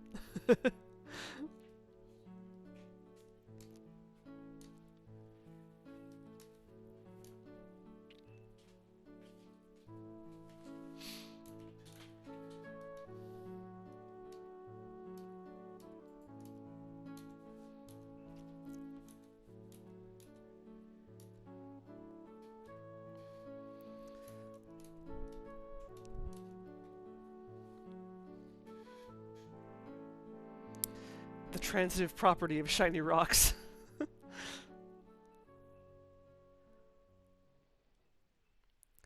Okay, now we've got to do the interview, and then we'll see the headlines.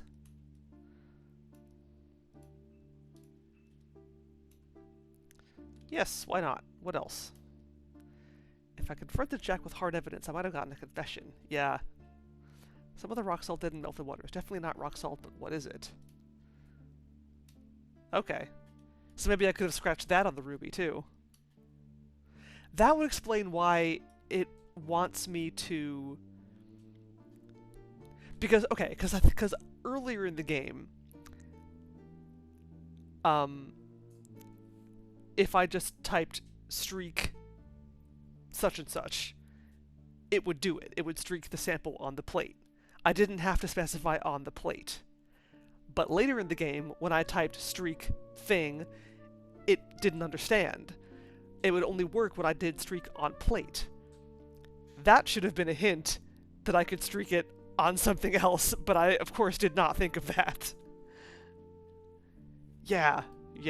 Damn, this game is good.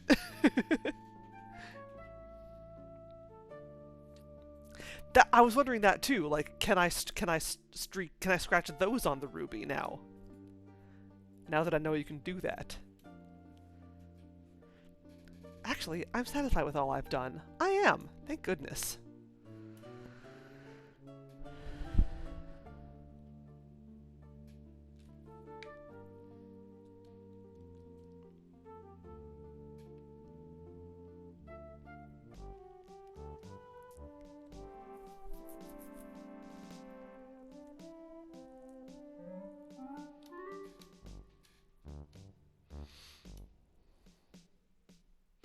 I'm eager to have my interview, and then some dinner afterwards?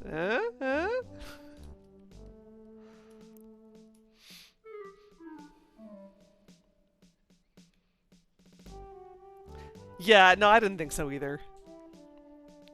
I'm going to hide it this time. I just wanted to get, like,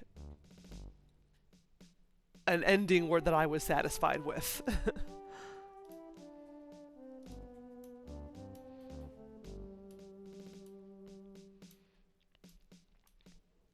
I just wanted Margot to face consequences, or not Margot, Nessa. I wanted Nessa to face consequences, that's all.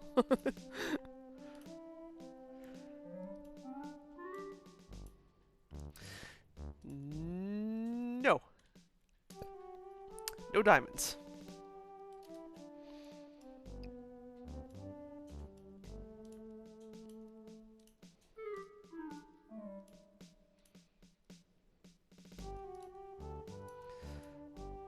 Okay. We've detained Nessa Crab in connection with Evan Richards' kidnapping, Margot's murder, and attempted fraud. According to Mr. Richards, he was assaulted at the jetty, but it was dark out and he was rather inebriated. Do you have any evidence connecting Nessa to the scene at the jetty? Yes or no?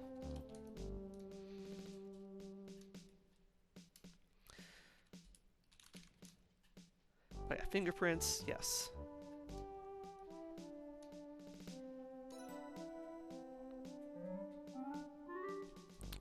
Also shoe prints, but yeah.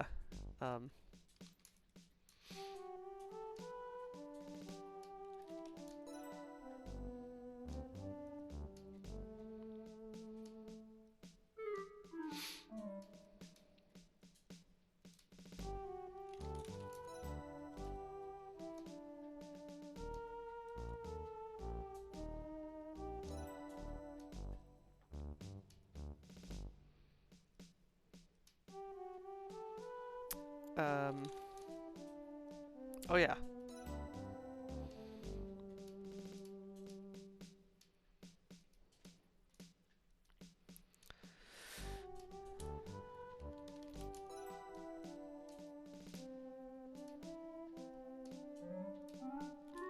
Jam. I smelled it and tasted it. Smelled and tasted it? Well, I wanted to make sure.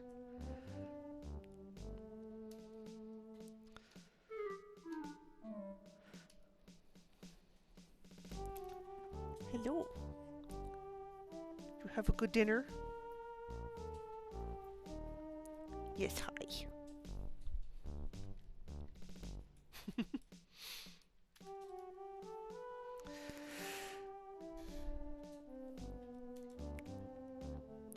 Forged copy of his own will. I have the will. What? Oh, another knowledge of my packet evidence claimed that Ness was trying to intimidate him.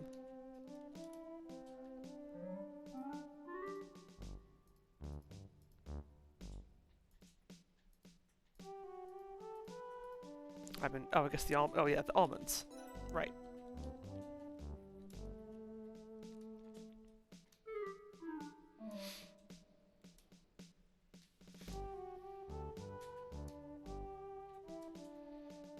In the end, she was prevented from doing any worse.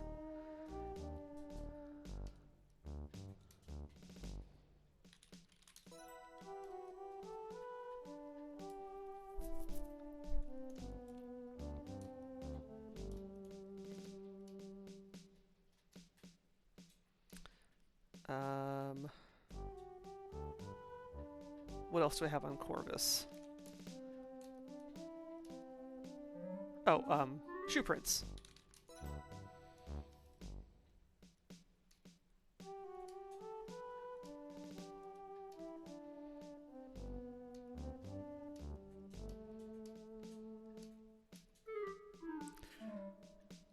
We suspect Corvus was brought to the lodge by Nessa to commit fraud. I found Mr. Richards' last will and testament in Corvus's satchel. It stated that Nessa was to get everything after his death, although it hadn't been signed by Mr. Richards, and the writing was in Corvus's hand. That seemed pretty fishy to me. Very interesting. Do you happen to have that document? I do. Here you go. You hand the questionable document over to the ranger. Thanks, Nancy. You're welcome.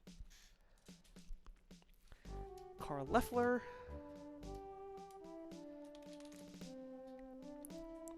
Fascinating. You wouldn't happen to have that field report, would you? As a matter of fact, I do.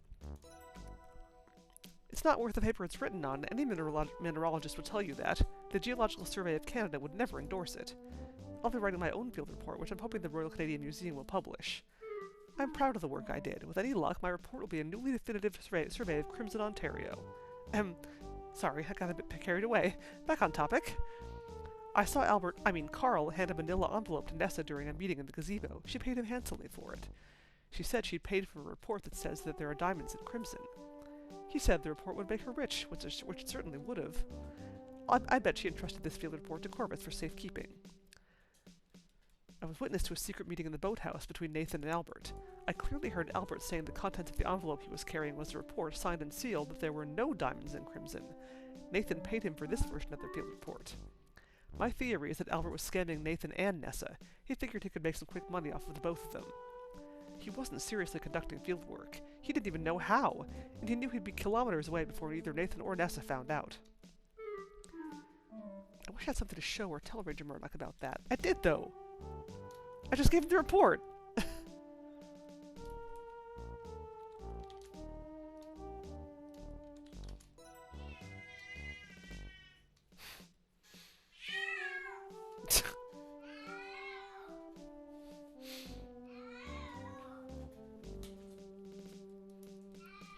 Maybe I just did it in like the wrong order or something.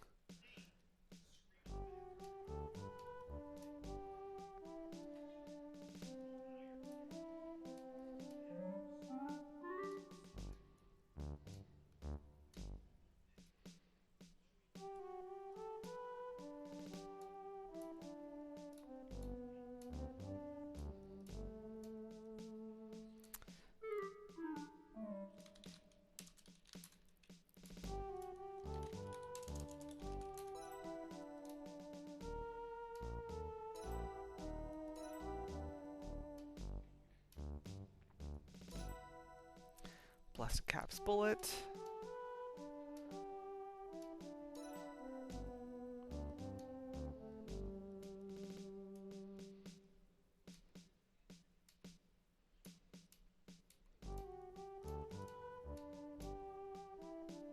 Ah, do you happen to have the padlock with fingerprint on it? That would help strengthen our case against Mr. Leffler. Great. And finally, Margot's death. Margot's murder. It does appear to be the case. We are looking into it. Do you have any evidence you'd like to give me that could help us make a case for Margot's murder? I recovered this jam jar from the river by Crimson Lodge. I think it's a key piece of evidence against Nessa regarding Margot's poisoning. Thanks, Nancy. What can you tell me about it? There's a powdery white residue inside, along with a bit of flypaper. I'd be very interested to learn what the residue is, though wouldn't be surprised if it's arsenic. Really? Yes. The box for the flypaper strips warns that they contain arsenic. Pretty dangerous stuff. We'll find out one way or another. Thanks, Nancy. I found a fingerprint on the outside of the jam jar. It's Nessa's fingerprint. This could go a long way towards connecting Nessa to Margot's death, and very possibly to ruling the death of poisoning. Excellent work. What's more, I overheard Nessa having a conversation with Corvus in the apple orchard. She admitted to soaking flypaper in glass jars to obtain poison, storing it in her flask, and tossing the jars over the waterfall. I said that twice for some reason. That's pretty incriminating, especially if the evidence can back up your story. In fact, we confiscated a silver flask from Mrs. Cribe when we took her into custody. We'll be sure to test it for poisonous substances. Thanks. Do you have anything else to show me? I saw Nessa bring a jug and drinking glass to Margot's boudoir. That struck me as suspicious because there was no love lost between them. Later, after some of the water evaporated, a white residue was left behind. Yes, that is very suspicious. May I have this, Nancy? Our lab will want to analyze it. Here you go. I took the sample of Margot's hair after she died. I'd read that hair analysis can sometimes help determine cause of death. Yes, indeed. I can't make any promises, but this could help us with our investigation.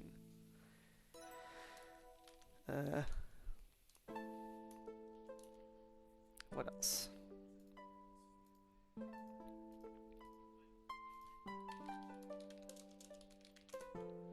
I found this empty box of flypaper in the garden shed. After reading its tiny warning label, I discovered that flypaper contains arsenic. Jack maintains a supply of flypaper at the lodge, but this is the only box that was in the shed. And this box looks crisp and new, but empty. I suspect Nessa was stealing flypaper and extracting arsenic from it. An interesting theory, Nancy. May I take this box into evidence? Of course. It occurs to me that I don't think I dusted that box for prints, did I? That's all the evidence I have to show you. I firmly believe Nessa murdered Margot with poison, and I firmly believe Nessa should stand trial for her crimes. Margot deserves justice. Oh, almost. Figure out laps. Laps are hard. Oh, you want a lap. You just can't manage it. You clearly feel very strongly about this. Were you a close friend of hers? How I felt about her doesn't matter. What happened was wrong. I agree. We'll get to the bottom of this, Nancy. I promise.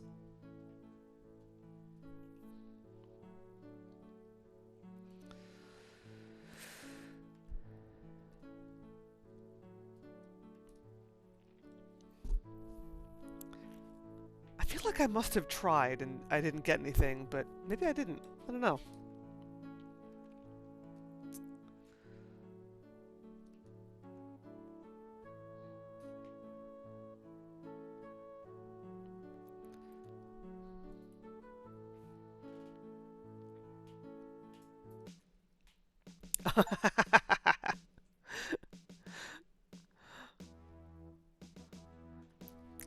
Nessa Crab's image dominates the front of the paper. She's being charged with Margot's murder, her brother's kidnapping, and attempted fraud. The article mentions that Nessa's alleged accomplice Corvus Shaw is being charged for his role in Margot's murder, Evan's kidnapping, assault, and attempted fraud. You're relieved to see no mention of Crimson anywhere, not even the smallest... Wow. You just assaulted that toy. Not even the smallest news items. You figure no news is good news.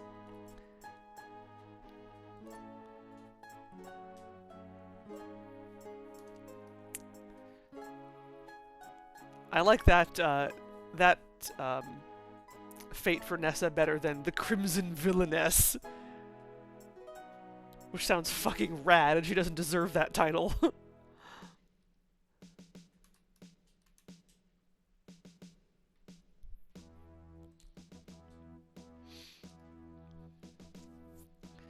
And there's Roberta Williams.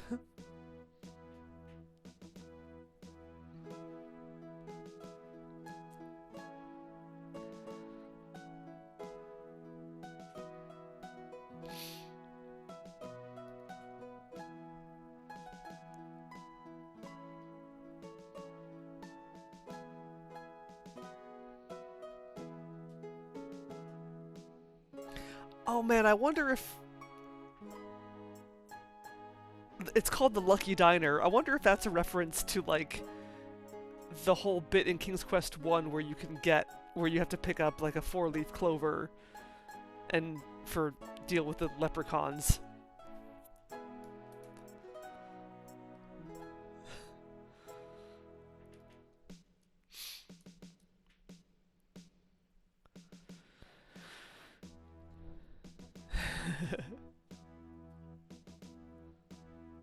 It could just be a coincidence, but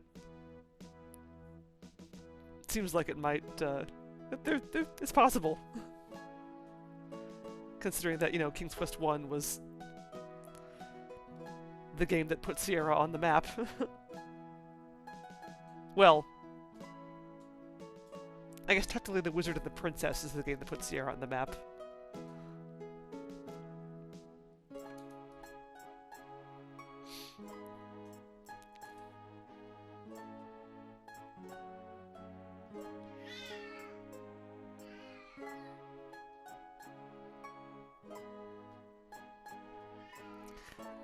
I don't know.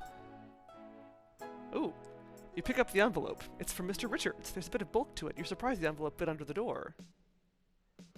You open the envelope and read the letter inside. The letter reads, Dear Nancy, I hope you're well. Me and Jack are doing well, and so's Kimi. She's been helping out around the lodge. I'm grateful. Kimi still plans on staying on to see what the fall bird migration will look like in Crimson. I've told her about the birds I've seen in previous years, and she seems excited. You're a good soul. Now that things have calmed down and I've had time to rest and think on things, I wanted to say thank you. I've got no doubt you'll make your way in this world and succeed on your own terms.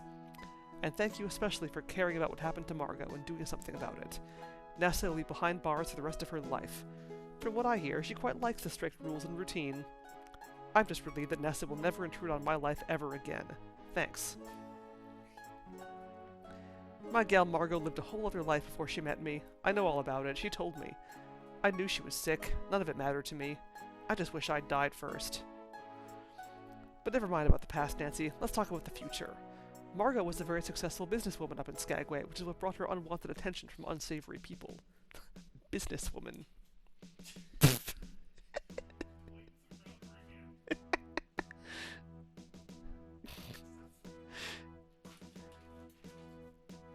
You're such a weirdo. You're such a weird little cat.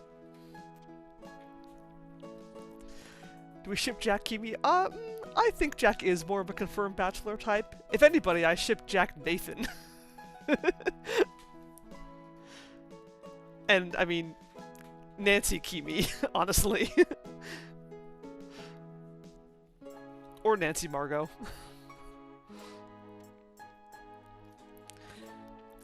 She had to do certain things to protect herself, including leaving town quick. She had to leave some things behind. She buried him and told me where. Now I'm telling you where. Now I'm telling you where. Coordinates and directions enclosed. If you're up for an adventure, seek out what she buried. It's all yours. You earned it. But wait for spring to set in and take the time to plan the journey. Skagway is a long way away, so I've enclosed something to help pay your way there. Take it to a jeweler with deep pockets and sell it. If you'd rather not make the trek to Skagway, sell it and use it to pay for your education, your dreams, or just enjoy life. It's up to you. Nathan sends his regards, which reminds me, I've already transferred ownership of the lodge and lands to Nathan. I should have done that a long time ago. I'm living in his house now. We all are. Take care, Nancy. You're welcome at the lodge any time. Nathan says so, and so do I. Signed, Evan Richards. You unwrap the little bundle of cloth and are stunned to find yourself holding Margot's white garnet necklace. Oh. Oh. This probably isn't a garnet. Whoa. Or glass. Yeah, that's exactly what I was thinking. Never mind how I felt about her. You can't resist the call to adventure. You sell the necklace and spend the bleak, monotonous winter months in the city planning your trip up to Skagway. At long last, the weather becomes warmer. You book a train trip out west. By the time you arrive in Vancouver, it's the start of summer. You manage to book passage on a large fishing vessel up through the Georgia Strait along the coast of British Columbia and into Alaska. From there, it's a quick jaunt up the Lynn Canal on a smaller fishing vessel and into Skagway proper. The fisherman drops you off at the dock bright and early and tells you he'll pick you up at the end of his workday, after which you'll spend the night in Juneau. You head into the wilderness, fending off the largest black flies you've ever seen. Eventually, you find the spot that Evan described in his letter. Oh, damn! Wow! This is it! Oh my god, there's more! While the area close to Skagway's dock was broken down and abandoned, this area is resplendent with natural beauty. The sky is clear, newly bloomed wildflowers are sprinkled on the steep rocky hill, endless mountain ranges stretch into the distance.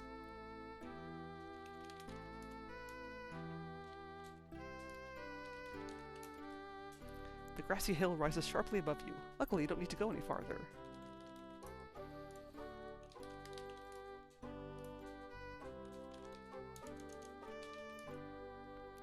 The rocks here are quite different from Crimson, but you don't have time to study them right now.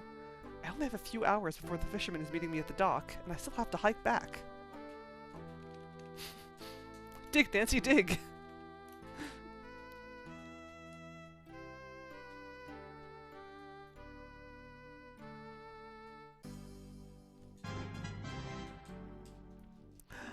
Thank you, the Rex Bellator! Good evening, thank you for the follow.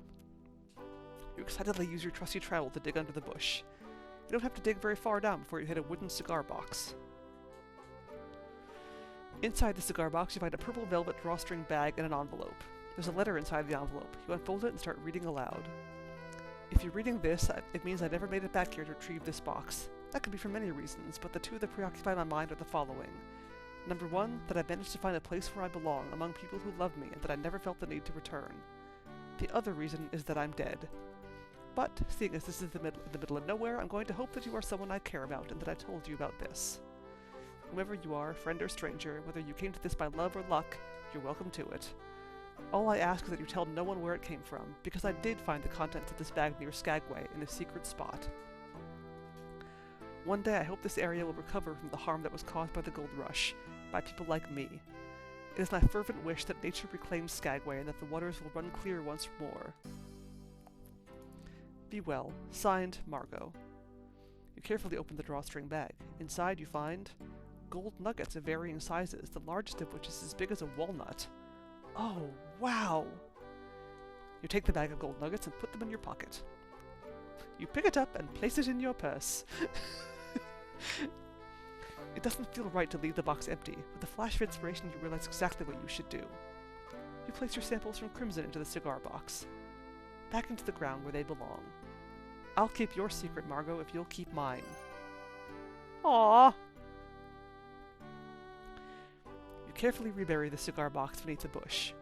Margot picked the perfect spot to conceal her treasure. Even now, you can hardly tell where you've just dug. I suppose that's that.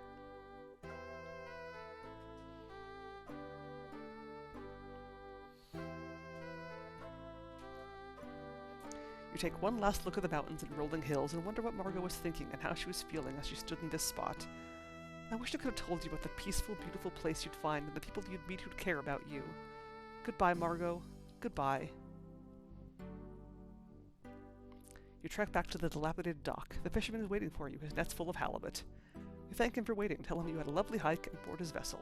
It's time to go home.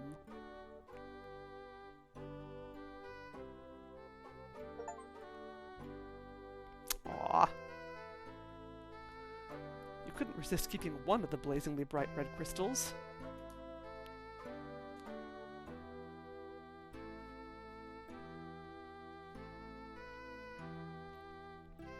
You did a good job of sussing out the motives and actions of the other guests, but you missed the mark on a few things. Aw, dang it.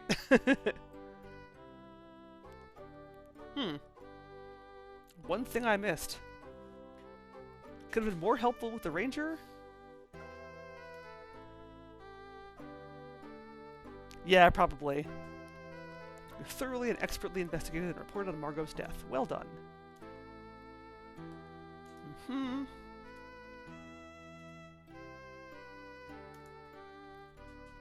Corvus Shaw was found guilty of being an accomplice in Evan's kidnapping, forgery, and attempted fraud. You helped clear him of charges involving Margot's death because you'd been privy to the conversation he'd had with Nessa in the orchard.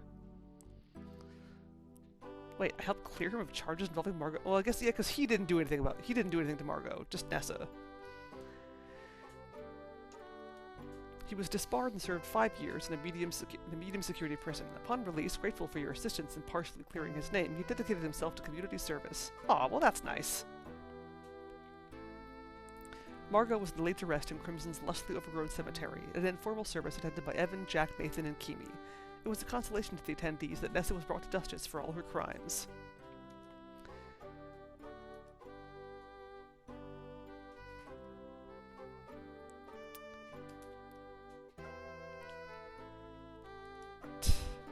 Nessa Crabbe was found guilty of Margot's murder, the attempted murder of Evan, kidnapping, and attempted fraud. She was sent to the newly constructed northwest wing of the Kingston Penitentiary, earning the unenviable distinction of being one of the most serious female offenders to be incarcerated there. She died behind bars before serving her full sentence.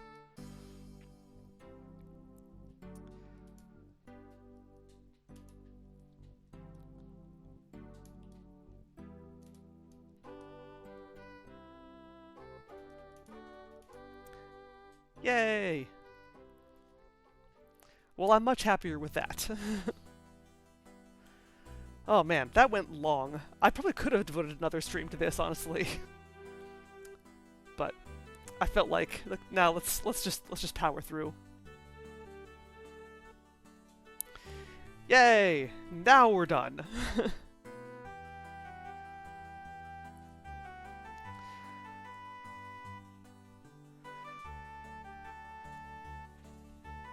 Whoop!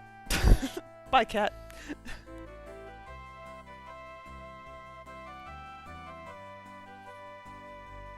Thank you. And thank you, Dime Novelty, for your nudges. Amy.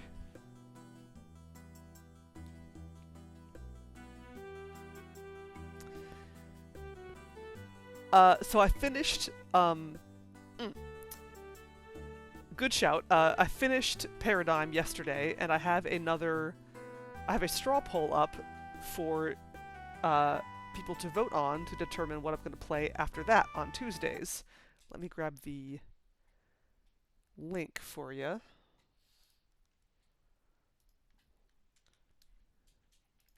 Kabam.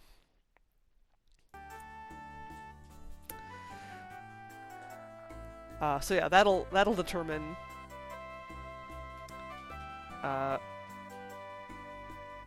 what I'm going to be playing on Tuesdays starting next week, and then and then after this game, starting on Wednesdays next week, I'm going to start restart Deadly Premonition.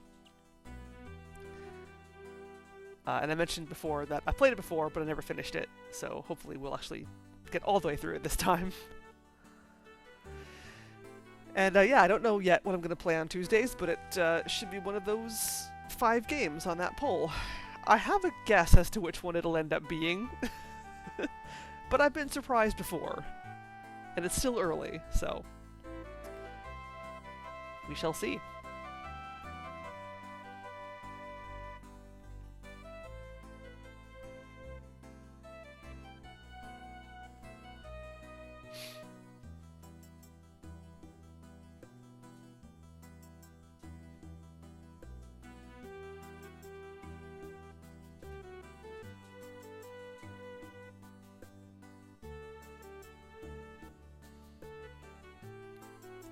I kind of want to do like a quick reload and streak the ruby just to see what it says when I do that. Yes, those are everything on that poll is games I have not played before.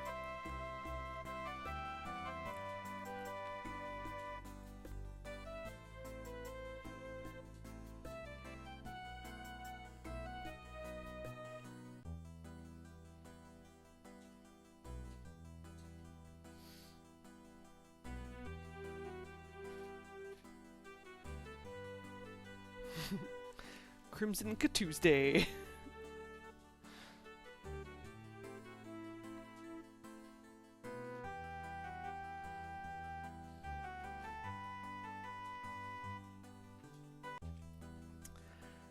Yay! Let me actually, real quick,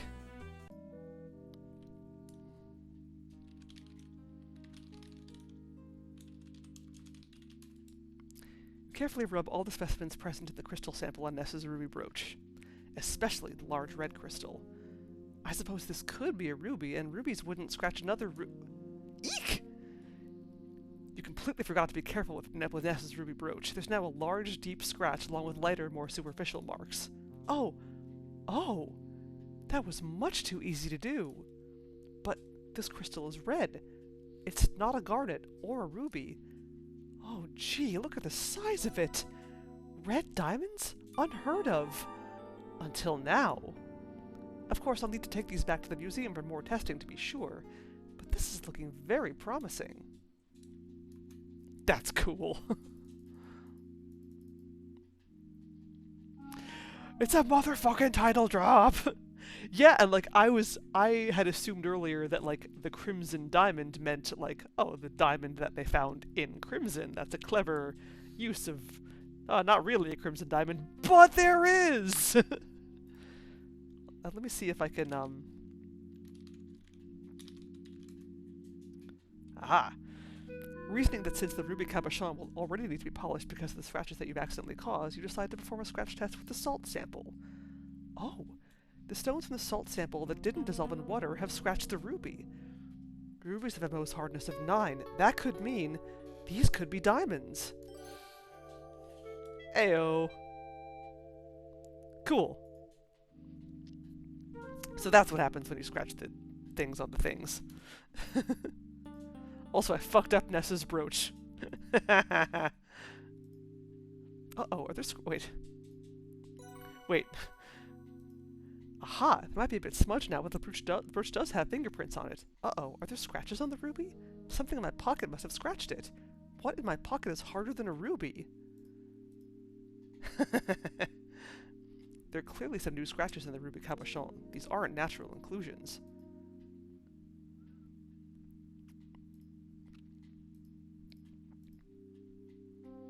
What What on earth is in my pockets that could have scratched this ruby?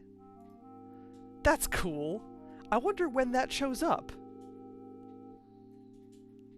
Like, I assume it showed that serves as a clue that you can scratch stuff on the ruby. I wonder when that happens. Huh. Cool.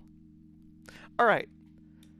I'm pretty happy with how much I've completed in this game. I didn't do, like, absolutely everything, but pretty thorough, I'd say. So that was a considerably longer stream than I was intending to, but that's okay. That happens sometimes. So let's see if there's anyone around to raid. Probably not. Not really, honestly. I'm just going to sign off because it's late. Ooh, it is past my bedtime.